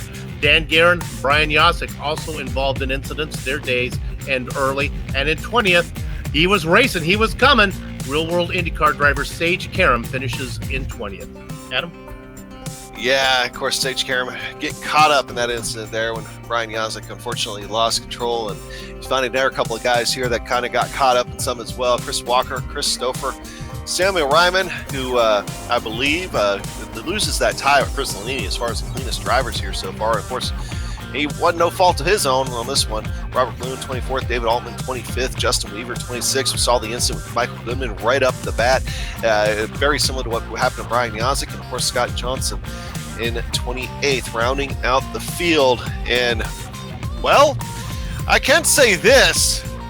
I think Adam Blocker ended up with, if not the probably one of the more spectacular performances of the season here today, Soup, definitely had the cleanest, tightest, tasty donuts out there, didn't he?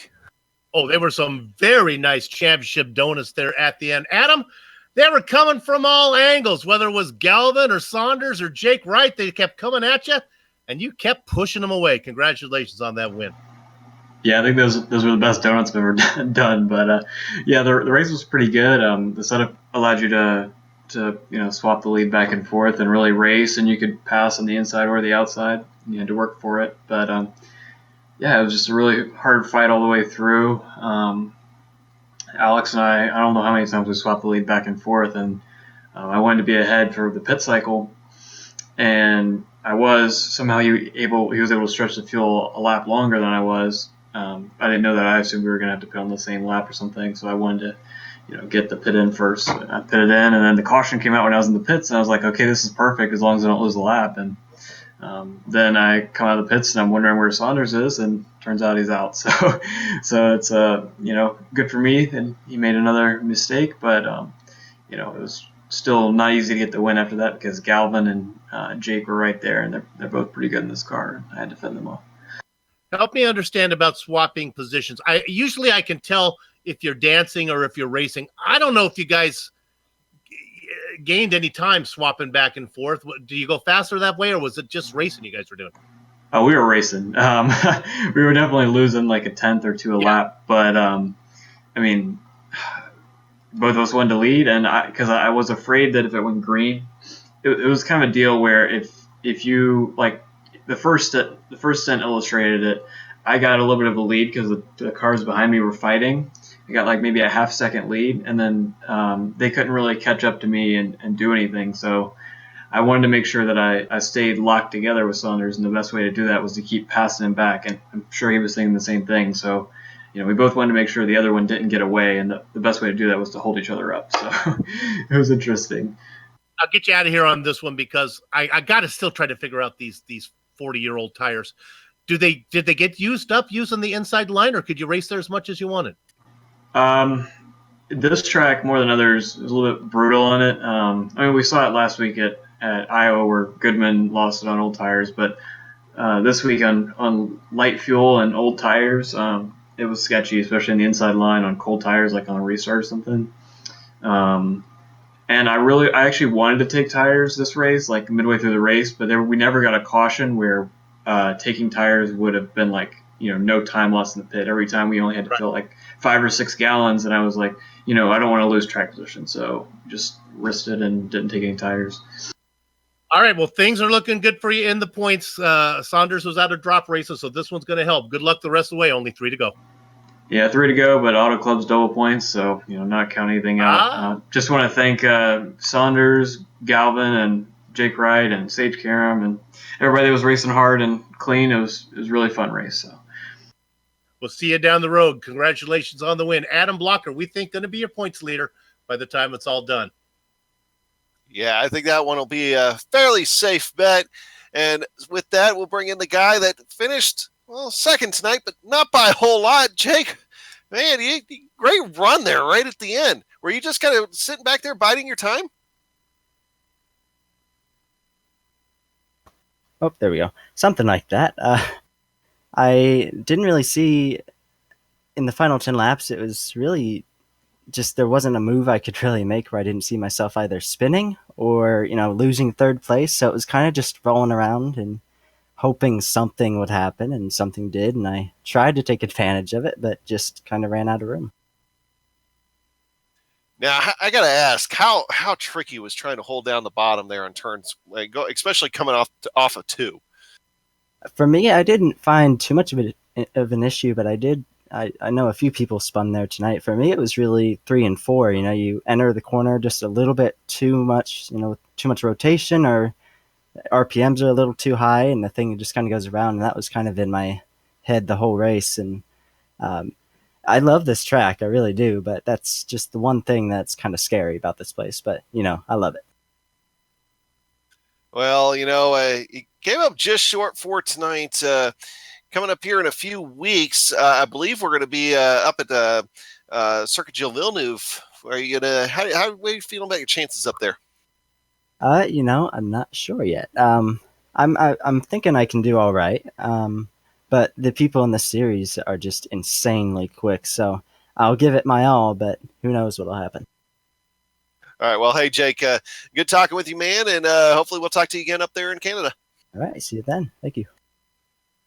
That was Jake Wright, and we're going to let Soup catch up here with third place. Solid run tonight from James Brandt. James, congratulations. My goodness, you were back there mixing it up the whole time. I don't think you were ever up as high as third until the very end. Yeah. First, can you guys hear me? Yeah, we got you. Hey, how about that? Yeah, it was a fun race. The car really changed throughout the stint as the fuel burned off, and I was just trying to keep up with the guys in front. Honestly, I didn't have a whole lot for them. They were racing super hard, and I was kind of hoping someone would make a mistake and got lucky. Yeah, you had to be thinking that they were going at it. Boy, I positioned myself in good shape here. I'm third. I've got Galvin behind me. I've got 2 guys side by side. I could steal one. Yeah, I've had a fun time racing with these guys this season. I feel like I learned so much from race to race, and I'm kind of forced to sit back and watch what they're doing out there. But as Jake said, it's pretty tough to pass, and you take what you can get. But these guys are so good. It was a lot of fun tonight. Okay, well, Adam has tagged you with Little Sister as a nickname. We're going to try. You don't pin that on me. Going to try to get that one stopped. You were pesky though. You were annoying those guys today. Good job on a good race. Thanks, guys. Appreciate it. James Brandt, your third place finisher today. Yeah, and real quick, just because he's been hanging around patiently, we'll bring in Jason just really quick. Jason, you were able to be up there running in third for a pretty good chunk of the night, or at least in contention for it, and it kind of got away from you there just right at the tail end. Yeah, that was a real fun race. First off, big thank you to everybody that raced up front, and congratulations to Adam. But everybody raced real clean all night up there. It was a fun race. I was making the joke. I almost pulled an Indy again because, at Indianapolis, I went into turn 2 with 2 laps to go and ended up outside of Alex and just spun it on my own. And that's what happened there. I told Adam at the end of the race, he made the right move. He kept leaving enough room on the bottom, and I'd get a little free getting in on the bottom, but I could get back to the throttle and save it. And when I got in up top, I turned the wheel and it almost went around, and that was that. But fun race. Shout out to my teammates, Raven Motorsports. I've missed some races here with some personal issues and then with a computer problem, and came back tonight, and we went from 8 points up to 70 points up in the team standings. And that's kind of where our focus is now because Dustin's the only one really left in points. So big thank you to them and everybody here at GSRC. Fantastic night and a lot of fun. And on to the next one. I don't even know where we're going, but on to the next one. All right. Well, hey, Jason, we just wanted to say hi just real quick, and we'll catch you in Canada here in just a few weeks. All righty. Good to be back, guys. Nice job tonight. All right. Well, hey, with that, that's about going to wrap us up here for tonight. So with that, let's talk a little bit about HPP Simulation. Design and manufactured in the USA on state-of-the-art CNC equipment. HPP's hydraulic pedals and their accessories set the standard for simulation racing. For more information, please visit hppsimulation.com. And it's my turn now, as I'm going to tell you all about... What am I going to tell you about? Well, I'm going to tell you right now. I'm going to tell you about Butt Kicker, and I'm going to actually read the script. I would like to ad-lib it, but I'll get in trouble. So as soon as I find it, Butt Kicker products add instant immersion to any game. Unlike a subwoofer that moves air and loses accuracy and force, Butt Kicker products move actual mass, producing a haptic immersion that's powerful and accurate. I missed my cue. I'm sorry. You did add that. Well, I didn't even have the script up, so we're even. Drivers to car connection. You got to get that driver to car connection, bringing you realism and immersion to your sessions. See all the family of Butt Kicker products at thebuttkicker.com. Use this promo code LION20 to get 20% off your order. And also brought to you tonight by the SimPit, an entertainment channel dedicated to sim racing. Its focus is to bring you news, reviews, and information from around the world about sim racing hardware and software. It also focuses on what it takes to be a better sim racer with instructional video and how-tos that will help your performance on the virtual track. Check it out at thesimpit.com. And to contact any of the sponsors you see on your screen right now, go over to LionheartRacingSeries.com, click on 2018 sponsors, read or scroll to the bottom where you can click on their company logo. On the screen now are just some of the companies, equipment, and software that made this broadcast possible. The iconic original music that lets your ears alert your eyes. You're watching a GSRC production comes courtesy of Eric Echolm and June Lalonde. See the screen for how to contact each of them. See, you're watching it. You don't know what your ears say. Look, listen. That's June Lalonde and Casey and who is the other guy? Eric Echolm, and then you know what you're watching. Man, let's get out of here. The Lionheart Retro Series comes back in 2 weeks, October 18th, for the Skidmark Motorsports Grand Prix at Canada Circuit Gilles Villeneuve. GSRC via the iRacing Esports Network will be there to bring you all the action. We hope you join us. Sliding across your screens now are just some of the upcoming broadcasts, so check those out and mark them down on your calendar. If you'd like more information about GSRC, including a complete list of future broadcasts, you can find it all at, now check this out, globalsimracingchannel.com. We're also on Twitter at GSR Channel, Facebook at Global Sim Racing Channel, and Instagram at GSR Channel_Graham. And if you haven't done it already, go over to the GSRC YouTube channel and be a subscriber to become one of the more than 7,000 subs that we have now by hitting that little red button. Adam? Finally, on behalf of the crew, Soup, Amjad, and Dougie, I'd like to thank all of you on the iRacing Esports Network for watching, and we hope you enjoyed the broadcast. So until next time, race clean, race hard. We'll see you on the track.